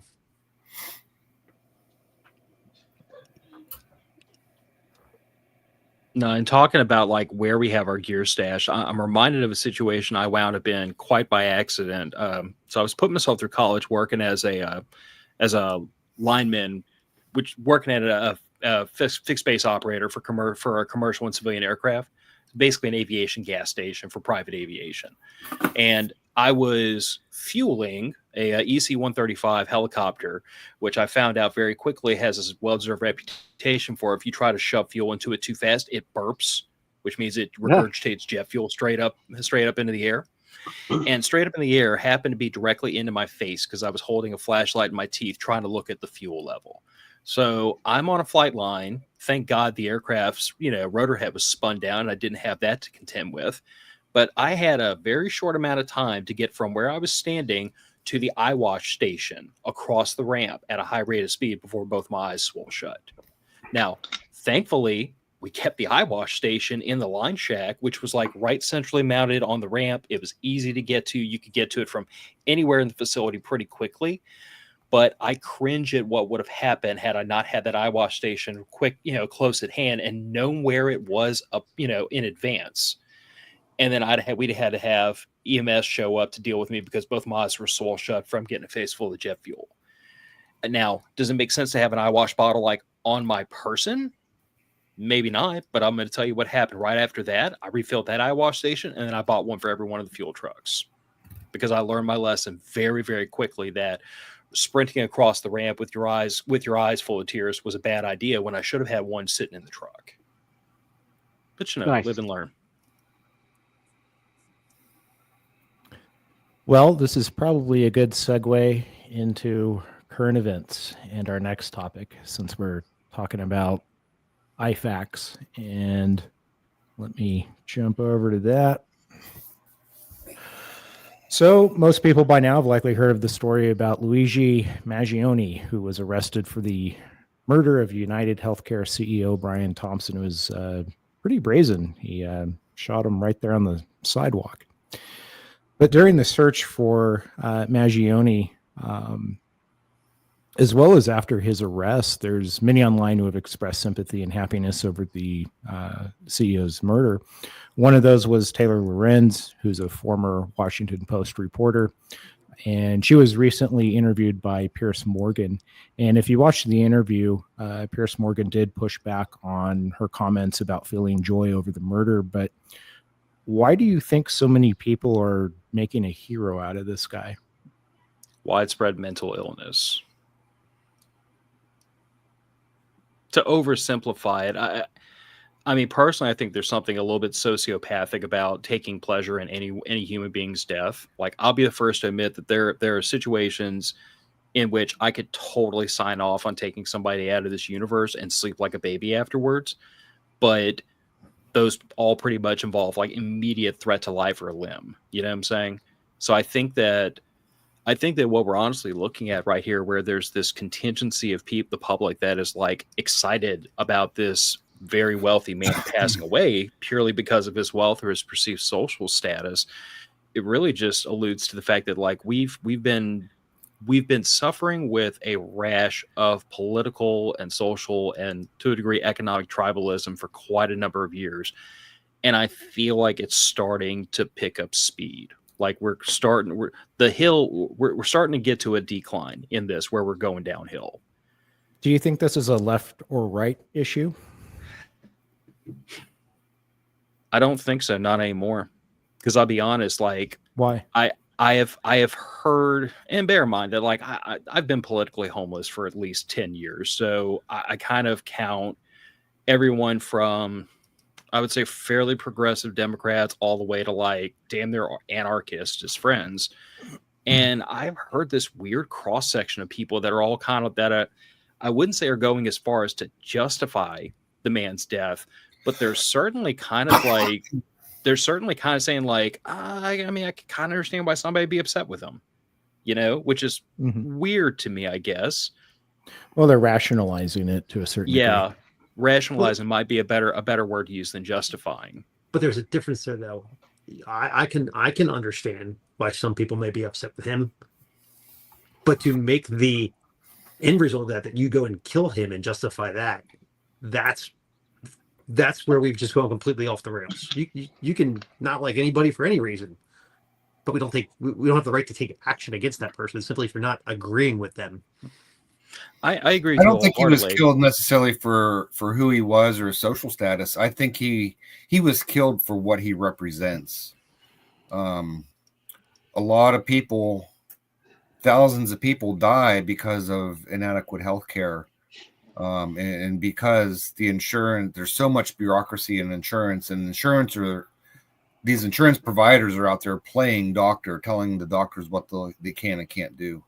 And I think he was killed because of what he represents, not necessarily who he was.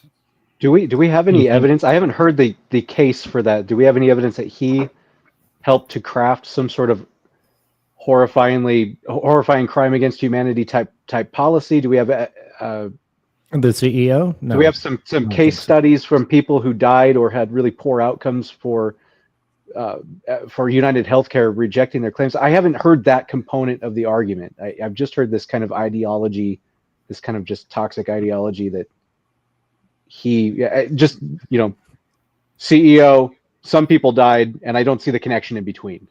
I haven't seen that.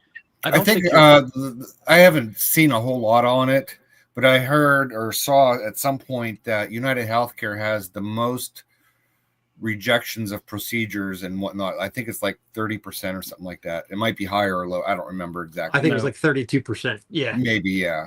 I'll agree with you on that. I do just want to point out that I feel like this is kind of like, I don't want to say logical in the word to insinuate that any of this is logical, but logical outgrowth of like the idea that like words are violence or microaggressions, and this kind of language that tries to insinuate that things that are not immediately and directly threatening to you are threatening by proxy or by extension or by association. I feel like that's where a lot of this really stemmed from, is this idea that like, well, this guy runs this company. Next step over is this company denies insurance claim. Next step over is the denial of those insurance claims meant no medical treatment. And then you 6 steps away from the CEO, you get to this person hypothetically might have passed away because they didn't get the medical procedure that hypothetically they may or may not have needed. And then someone is drawing that link all the way back to this guy killed this person because of this. It's like 6 degrees of separation from Kevin Bacon, except instead of knowing a person, it is this person is indirectly responsible 6 steps away from this person's untimely end. Therefore, some people feel inclined to commit acts of violence because they perceive violence being done by proxy.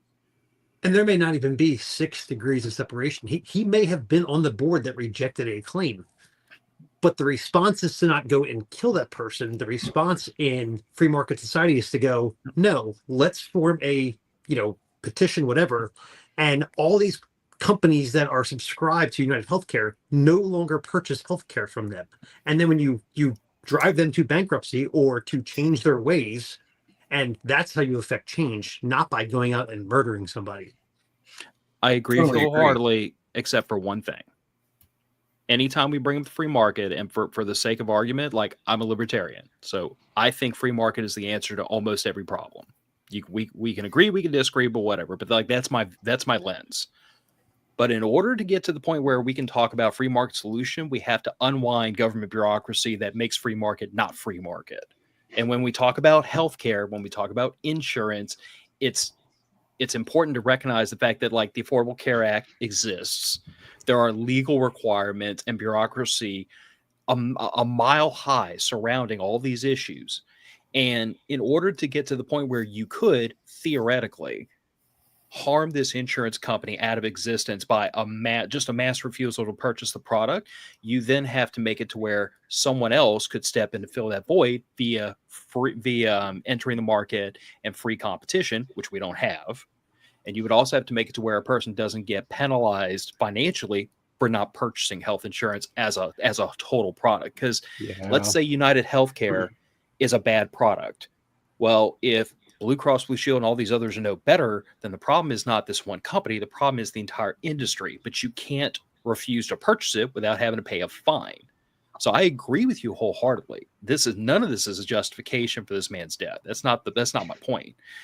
But in order to agree with you about free market solution, I have to say, cool, I just want a free market. But that means you got to get the daggum government out of it. Well, listen, that's what happens when you involve government with anything. You have essentially one choice on how to mail a letter in this country, and yet that is one of the most mismanaged and bankrupt organizations that our government, controls. Like the post office is always in shambles. It's kind of like the mafia, come to think of it. Except the FBI didn't protect the mafia. Yeah, the mafia was certainly a lot friendlier too, a lot better dressed, more polite. You know, they'd only break your knees if you stop paying the protection money. This time, Okay. Mike.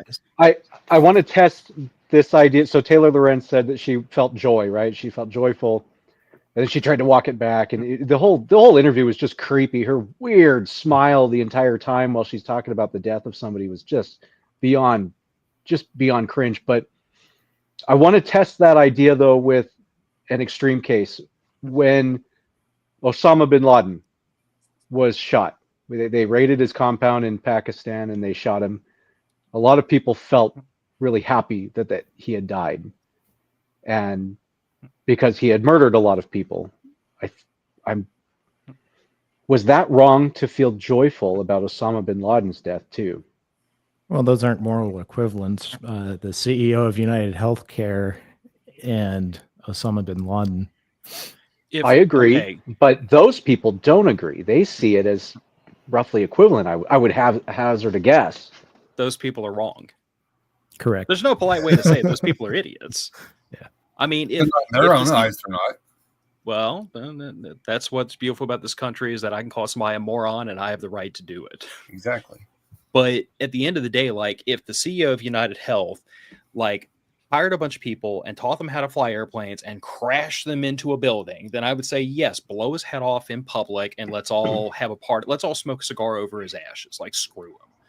But to run a company, let's be charitable to the opposite ideological side and say he ran a company in a very dishonest, manipulative, not illegal, but definitely no. I'm just saying, like let's give him all the rope.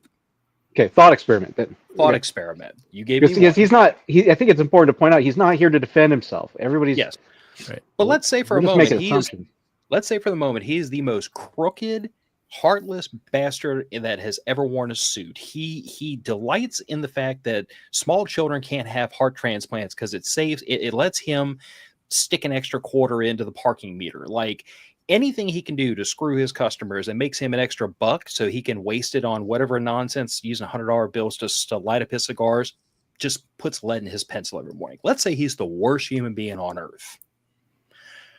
It still doesn't justify somebody shooting him in the back.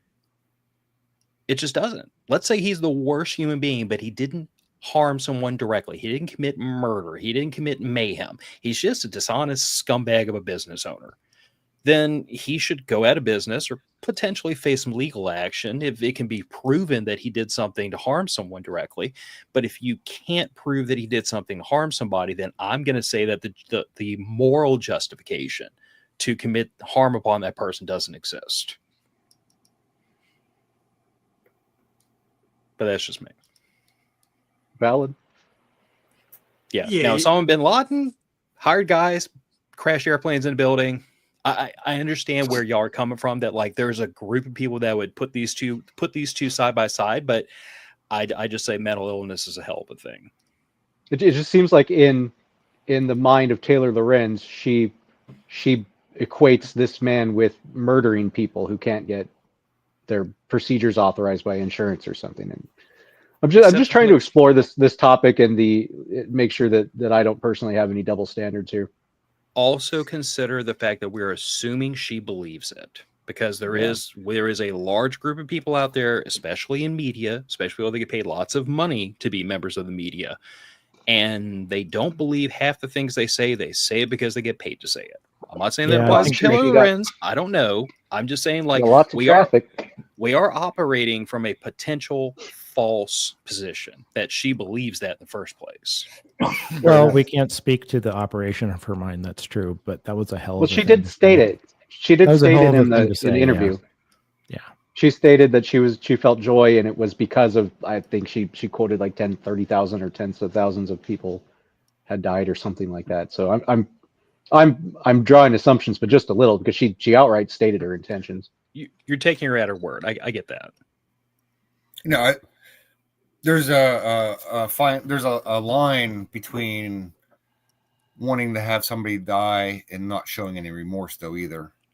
You know, just because somebody dies doesn't mean you have to be remorseful for it either. You know, you don't know. I never even knew who the guy was until that happened. So is there remorse there? I don't know. I doubt it. The trial is going to be interesting. Mm-hmm. So that guy he'd never even been a subscriber of that insurance company, I believe I read. Oh, is that right? He wasn't even directly harmed by them. That I don't know. That from what little I've heard, and I haven't looked much into it because I'm not super emotionally invested in it, but from what little I've heard, apparently the man was kind of raised in a lap of luxury, like A-lister parents, very wealthy. I don't think he was missing out on any medical care because of, canceled insurance claims. That's why I suspect this was more ideologically driven, which is a damn dangerous thing. We got a JS8 message from KD9 SUV. It just says, "Greetings, gentlemen." Let's go. Welcome. I love the JS8 involvement and engagement here in this I do live. I don't too. think we've had No, quite it's so pretty much cool. before. Yeah. A lot of fun. Yeah, we're getting quite a few. It's cool having that as part of the show. Well, I think we've probably beaten that one to death. No pun intended, but we'll move on. Well, somebody's got to provide some color commentary here. But we'll move on, and I think this is probably, Drew, your favorite topic. And we're going to talk about these drone sightings, damn it. So, Aliens.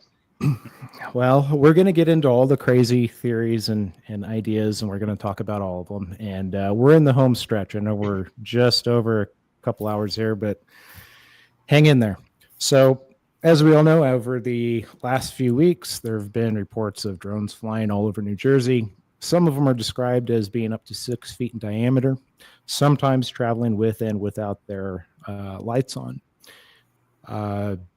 Basically, these mysterious nighttime flights, those have raised quite a few concerns among residents and some officials. We'll talk about that a little bit. But part of the worry stems from the drones flying, I guess, over Picatinny Arsenal. That's a military research and manufacturing facility, as well as over Donald Trump's golf course, Bedminster. So I guess there was also a claim by a New Jersey congressman. We kind of talked about this offline, but drones coming allegedly from an Iranian vessel off the East Coast.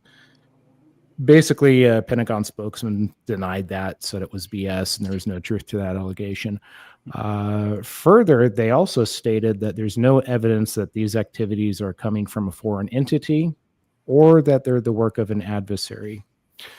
So, some of the theories,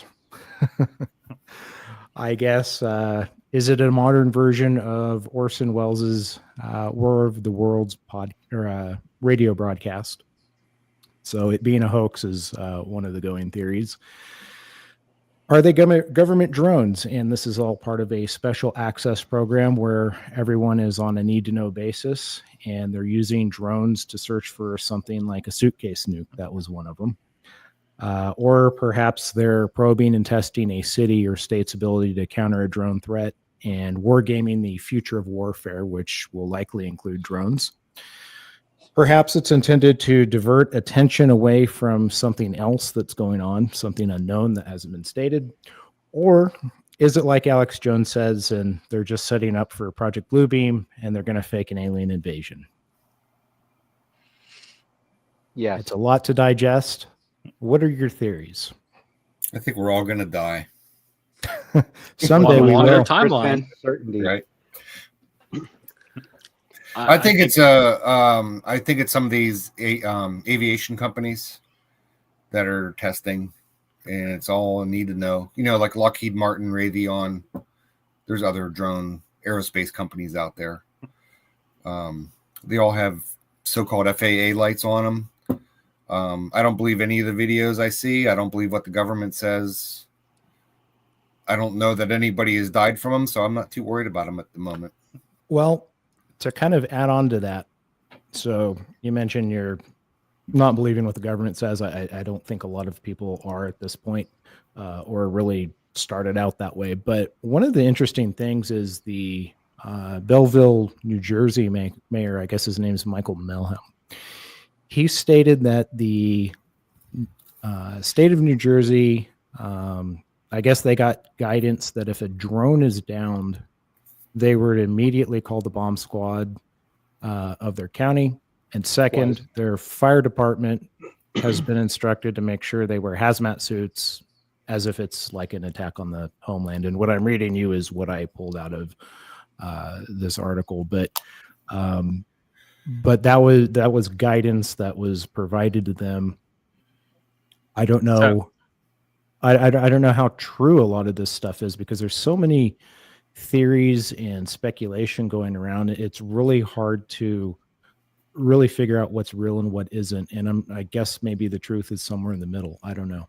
That sounds like a very prudent response, though, does it not? No, it sounds like a very government bureaucratic, we have no earthly idea, so we're going to overkill everything response. Well, hold on. You find a backpack that's left, at the front door of something. I don't know, whatever. I mean, doesn't this just a few years ago? Well, maybe more than a few years ago. There was somebody detonated a backpack at or they didn't detonate it. I'm sorry. They left a backpack full of explosives that they intended to detonate in a crowd at a city nearby here. I mean, sometimes these things can have nefarious purposes, and so is it not prudent to have the bomb squad respond? And if we don't know what on earth is going on right now, don't you think that they should have some sort of hazmat protection? Where did that order come from, Drew? Say again. I'm sorry, Terrence.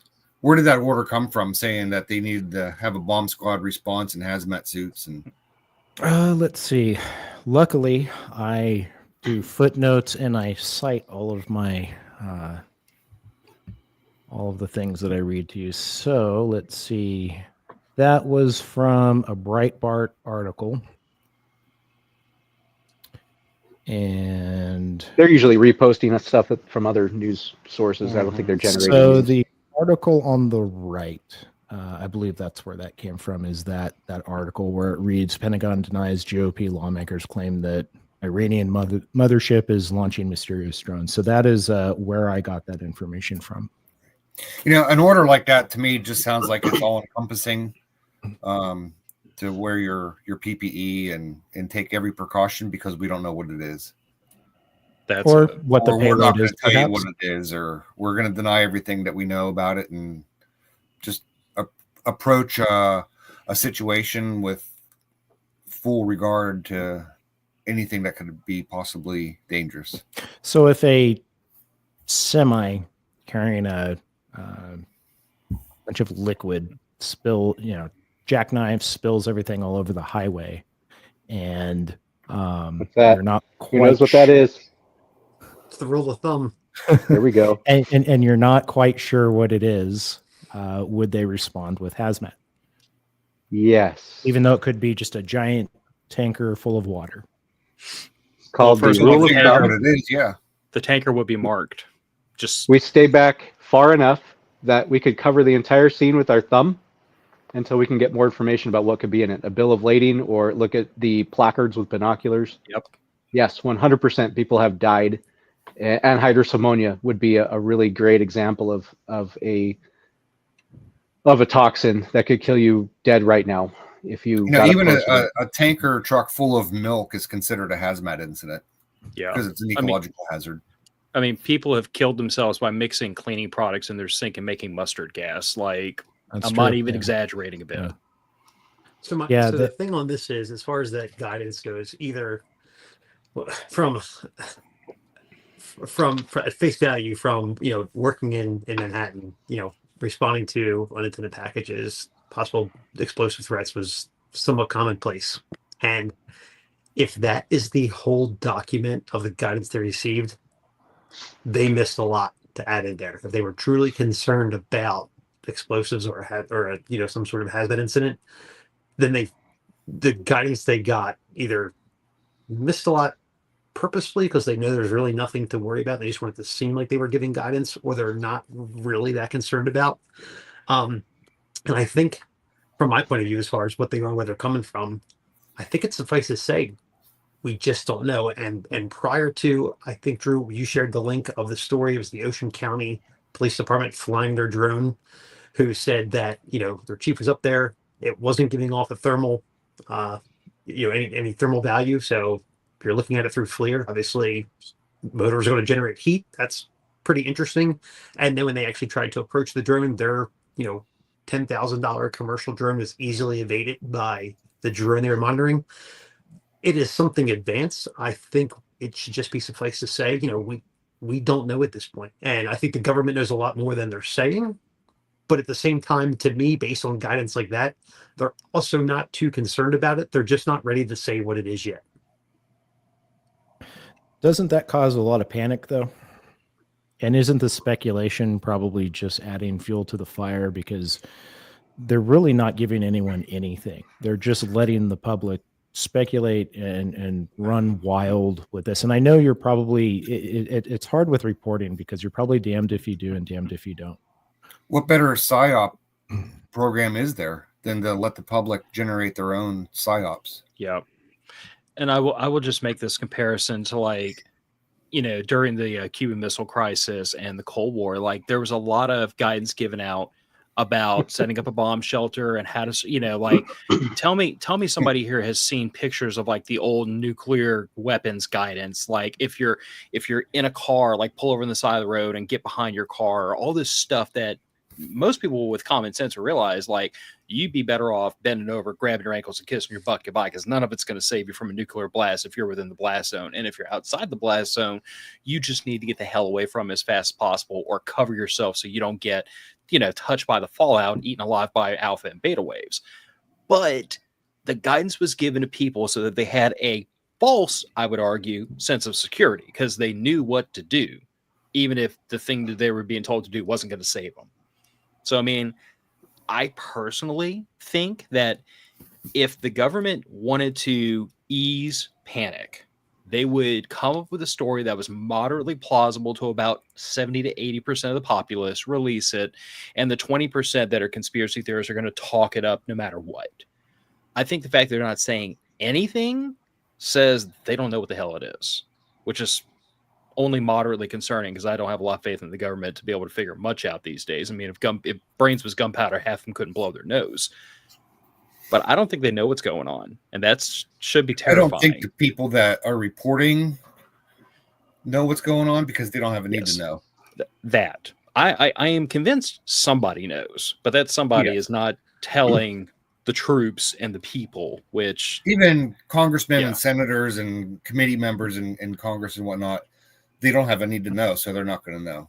What will be interesting, though, is because of the panic that this is inducing, somebody ultimately is culpable for this. If this is some sort of, known the whole time what was going on, they just refused to release it. So, if that is the case, somebody somewhere has to be sweating to be like, oh man, like once we make this come out, like I'm in for a rough ride.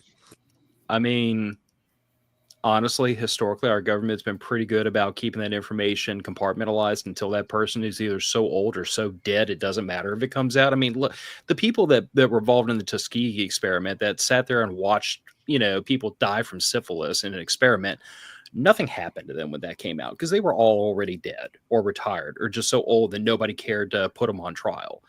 Like by the time we people find out what the government is doing behind our backs, it's so far too late. It's ridiculous. And again, like I said earlier, like I am a very ardent libertarian. I don't think the government should work that way. I tend to think nothing should be classified. People should have free information, access to everything the government knows, because it's our government, it's our people, and it's our money. I'm really idealistic like that.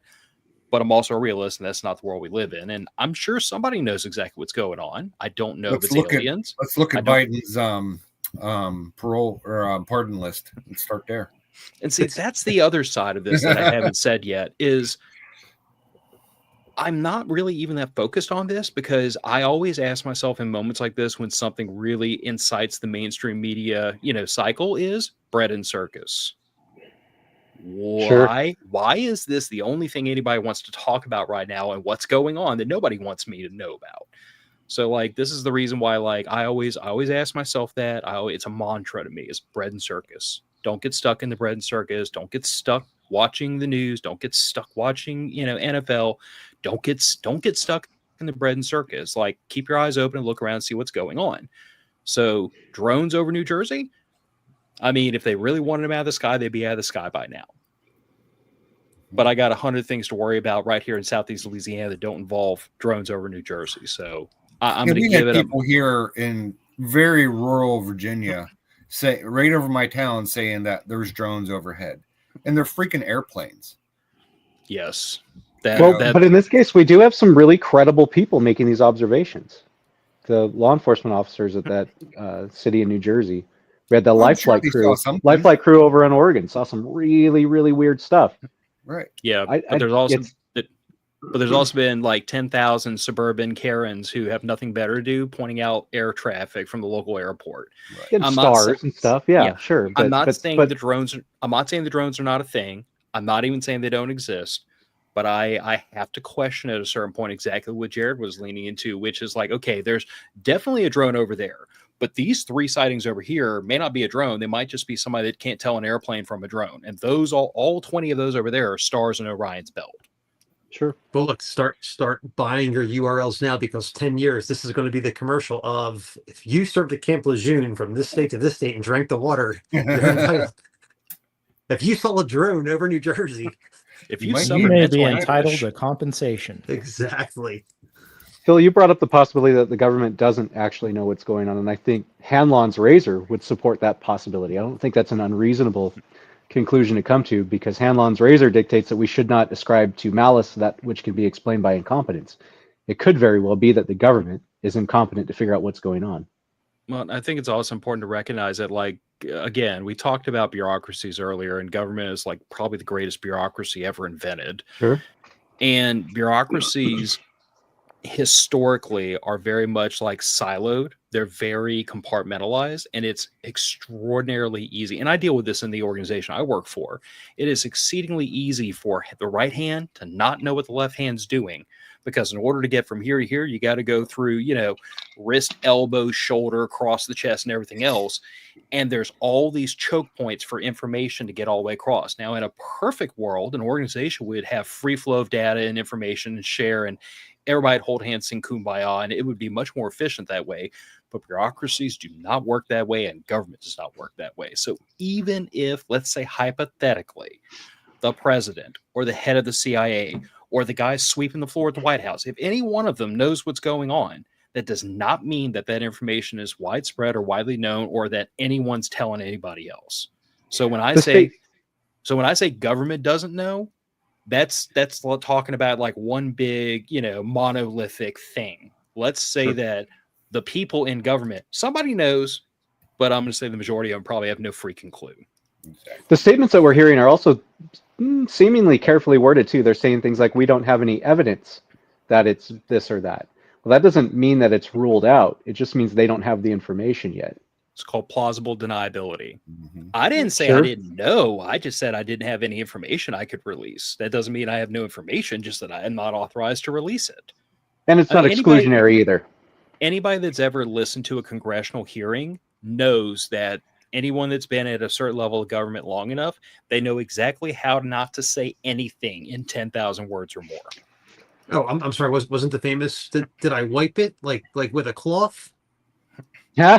I smoked pot, but I did not inhale. I did not have relations with that woman. I mean, I wasn't around for Nixon, but I'm sure anybody old enough would have some stories to tell from that. All the nonsense came out back then. Ratchet Man, I'm seeing I got at TCS at a 1900 offset, but the last frame didn't decode, so it didn't ping at my station. But all I got was, I thought the drones were nukes S. I'm guessing he means nuke sniffers, and I do have some opinions on that. If that was you, Ratchet Man. I didn't see a call sign associated with that. So what I also have noticed recently on 40 meter is there's some really big skip zones opening up at night. So if you're anywhere near Idaho, I might just not be receiving you. But can we talk about that? The hypothesis that they're nuke sniffers? Let's jump into that, yeah.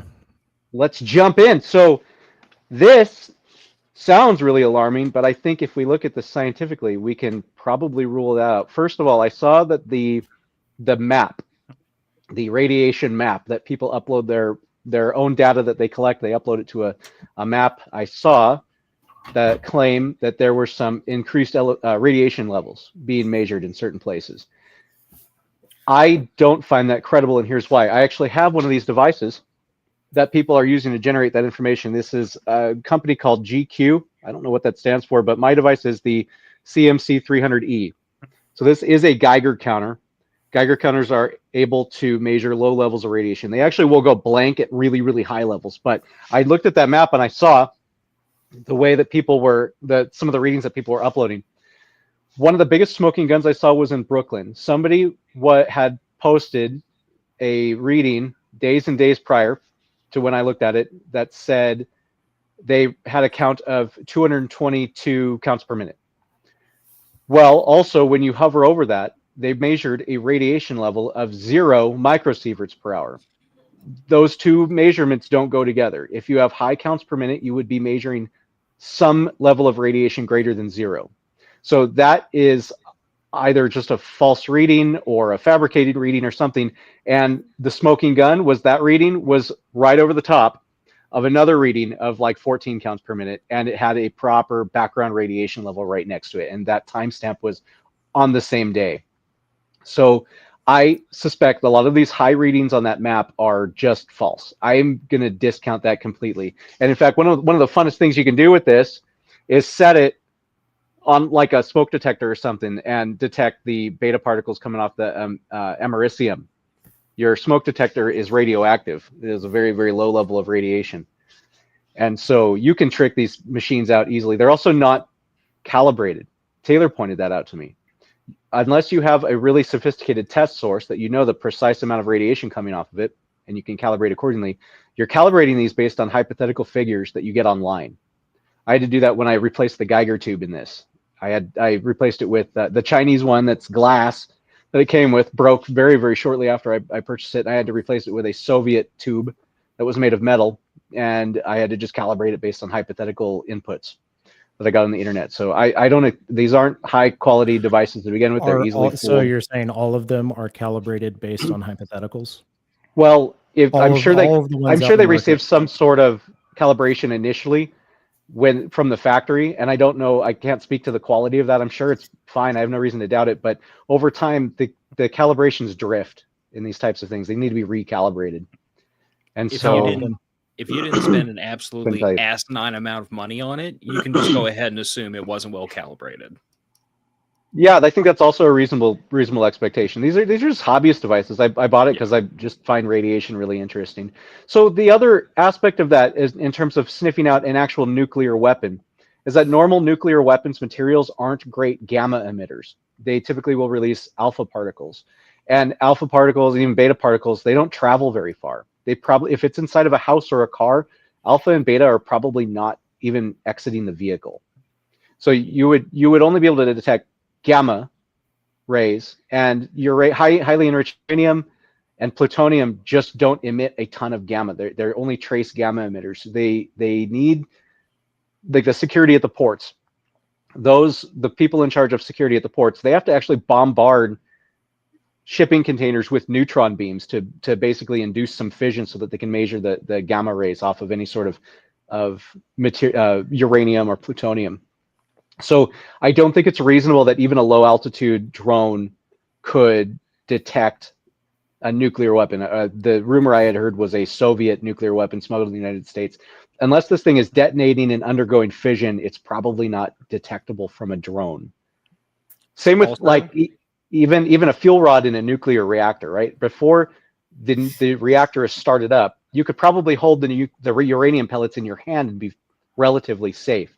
They have to insert a neutron source into these cores to initiate that fission to begin heating the water to spin the turbines. So I interrupted somebody. Let's pretend for a minute that, all right. So I think that, you've got a lot of good evidence and a good argument as to why it wouldn't be some sort of, dirty bomb or, some loose nuke from the Soviet Union.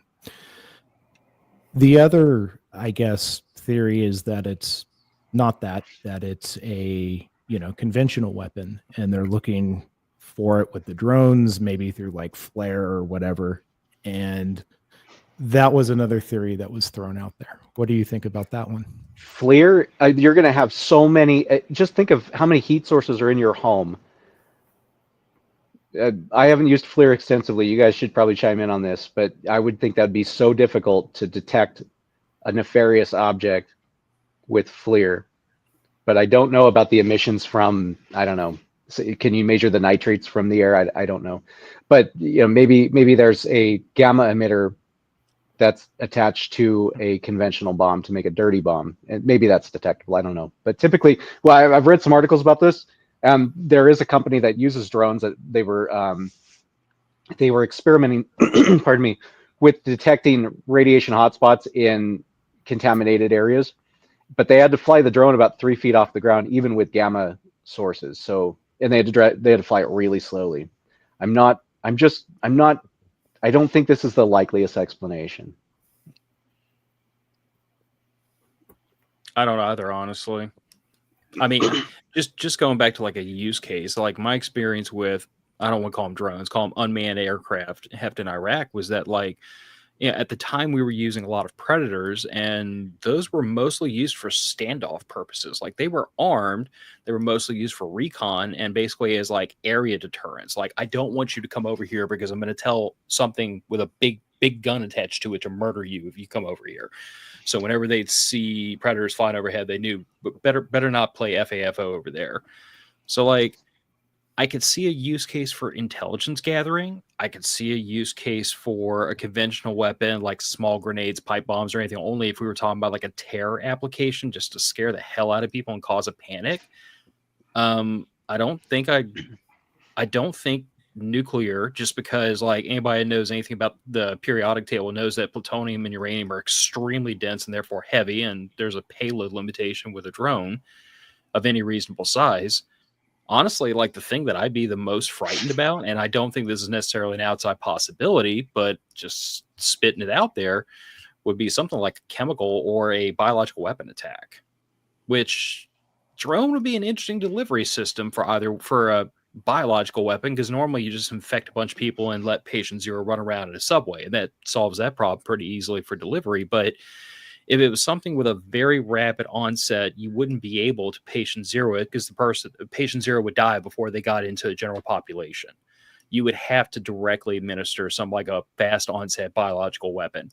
Chemical weapon, on the other hand, you would have to administer directly, and drones are probably pretty efficient at that, because all you really need is a couple of small canisters that are glass that break easily, drop them off the drones all over a populated area, and there's your chemical weapons dispersion. That would worry me much more than the possibility of a nuclear weapon or a dirty bomb. I just think it's probably more feasible. Or biological dispersal device, perhaps. But again, bioweapon, like 9 times out of 10, when you want to do not that there's ever been a mass use of a biological weapon, unless you think COVID was, which we could debate. That's another show. That's 3 hours of a debate, but right there. But like, I don't think there's ever been a historical application where there's been a widespread bioweapon used. But if it was rapid onset, it would have to be administered directly. You couldn't just like infect a person and let them run around, because by the time they got into the general population and contacted enough people to spread it, they'd be dead. Well, and historically, bioweapons aren't widely used because due to the viruses, due to the bacteria, they're generally hard to disperse in a weapons format without destroying exactly what it is you're trying to disperse. Exactly. They are the very definition of playing with fire, because they'll burn your house as easily as will anybody else's. So there's a comment from Dumbass Texas Redneck. A lot of great names tonight. This is actually a very good friend of mine who I'm glad showed up for the show. Well, all right then. Look at the radio code. It's a portable radiation detector that can be carried by a drone. And I'm not familiar with that specific device, but I'm sure it could detect gamma rays. But in just addressing the Soviet smuggled nuclear warhead rumor, it's probably not. Such a device is probably not releasing anything greater than just trace amounts of gamma rays. So I don't know. And another comment, whatever the drones are, the government knows exactly what they are and why they are being deployed. The silence leads me to believe it is or will be nefarious, just waiting for the big reveal. I mean, it's kind of an interesting comment because what is the defense budget, like $850 billion or something ridiculous like that? And the idea that they're not able to defend the skies of New Jersey is probably not likely with all of the assets and things that the United States military and just government in general has. So, especially after 9/11. They lost an F-35 over South Carolina. The Pentagon has never once passed a financial audit. Never. And they Never. will. Never. They cannot account for they cannot account for the money they allegedly got given. It's just the issue, though, of this is not the response of a government that seems panicked by what we're seeing, which is the best thing. They probably do know what they are, but they're well, and they weren't panicked over the spy balloons last year. I was going to bring that up. correct, except for how it was eventually handled. Like, again, ineption is not, an excuse either, but it's just they don't seem panicked by it. Where at least the drones, it was like, no, we're surveilling these, and then they end up shooting it down. We're going on weeks of this occurring. I think they waited to shoot the Chinese spy balloon down until it got over water so nobody else could get to it. Well, and I think that was probably also bending to public pressure because, I mean, I truly believe that 9 times out of 10, our government will not do what most people think they ought to do unless an appropriate level of hell is raised. They're very content to sit in the ivory tower and treat us like morons as long as we allow them to. KK7OPX, I got your check in here. He says that he was trying 5 watts before, but now is getting through on 40 watts. Nice. Hey guys, listen, this is awesome. This has been a blast. I unfortunately have to jump off of here, but well, that's all right. We're getting on 3 hours almost. Yeah. So we're probably going to wrap it up. Thank you guys for having me. Hopefully I can get back on here again. Firefighters Absolutely. need their Thank you beauty for sleep. joining. We understand. All right, guys, I appreciate it. Yeah, thank you so much. That stuff. Have a good night. You too. Nice. See ya. All right. Well, we're getting into Joe Rogan 3-hour territory, so it's probably time to wrap this up fairly quick. Except we're better. We are better than Joe Rogan, aren't we? Yeah. I don't know, man. I've seen him cook off some impressive rants in my day. Yeah, he's really captured lightning in a bottle, hasn't he? He would have been interesting to moderate the debates. Yes. Yeah, that's I why would it have never liked to have happened. seen that. Him and Alex Jones, just let him run wild. God, we did an episode of Matter of Facts recently where like me and Nick gave our picks for different people in Trump's cabinet, and we both said Alex Jones for press secretary. I just want it so he screams and yells at the media like every morning for 4 years. He doesn't even have to say anything intelligent. Just like every time they ask a question, start talking about space lasers and frogs turning gay and just meaningless nonsense. I would pay-per-view that. It'd be awesome to watch. It would have been a hell of a show, but maybe next time, maybe the next election cycle. Well, I guess that's it. We'll wrap it up. This is probably a good spot to end the show. We made it. This is the longest one we've done, 2 hours and 48, almost 49 minutes. So thank you guys for joining. I really do appreciate it. Since Taylor had to jump, I will let you guys know where to find him again. So you can find him on YouTube if you look up Rant Strategies. And I believe we also dropped the website in the chat in case you guys want to check that out. He had some things that you could purchase, and I think he's going to set up a discount code TCS. So he said give him a little bit of time on that. And Mr. Phil from the Matter of Facts podcast, thank you for joining us and sticking it out. Really do appreciate it. And we had a lot of fun when we joined you, Andrew, and Nick. And tell us again where we can find that coffee. So disastercoffee.com. If you can't figure out how to spell disaster or coffee, Google is really good for that. MOFpodcast.com. You can search for Matter of Facts Podcast on like YouTube, Instagram, Google, and 10,000 other things. And if you're in Southeast Louisiana and March, your schedule is looking pretty clear, look for Cypress Survivalist, because we're going to be having our first annual preparedness event. We're expecting a one-day, like a one-room schoolhouse, whole bunch of classes, one after the other, taught by myself, my wife, my sister, and my brother-in-law. We're going to give everybody as much information as we can and try to get them ready for hurricane season. Awesome. Looks like Drew's busy on JS8. So, Jared, is there anything you'd like to close out with? And then we'll go to Drew. No, I think I'm pretty good. Hopefully this coming year, I'll have some new things going on for my YouTube channel. I'm in the process of building a website right now. I just bought the domain name for 2 Alpha Solutions. I'm hoping to offer some classes and some retail stuff. Awesome. We'll see how that plays out. So stand by for that. Well, Drew can give you some advice on setting up your website because he's pretty good at that. Oh no, not websites, but I do know some DNS tricks that we can make sure we got your DNS records locked down. But anyway, I'm Drew.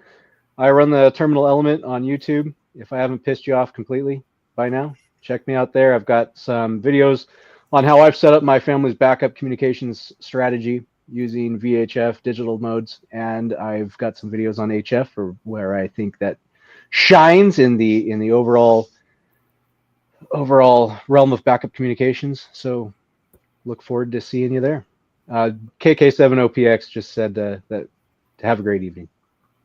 Excellent. Well, thank you. And thank you everyone who jumped in the chat and all those who joined to watch. Really appreciate it. And I guess we'll catch you next time. So that's a wrap.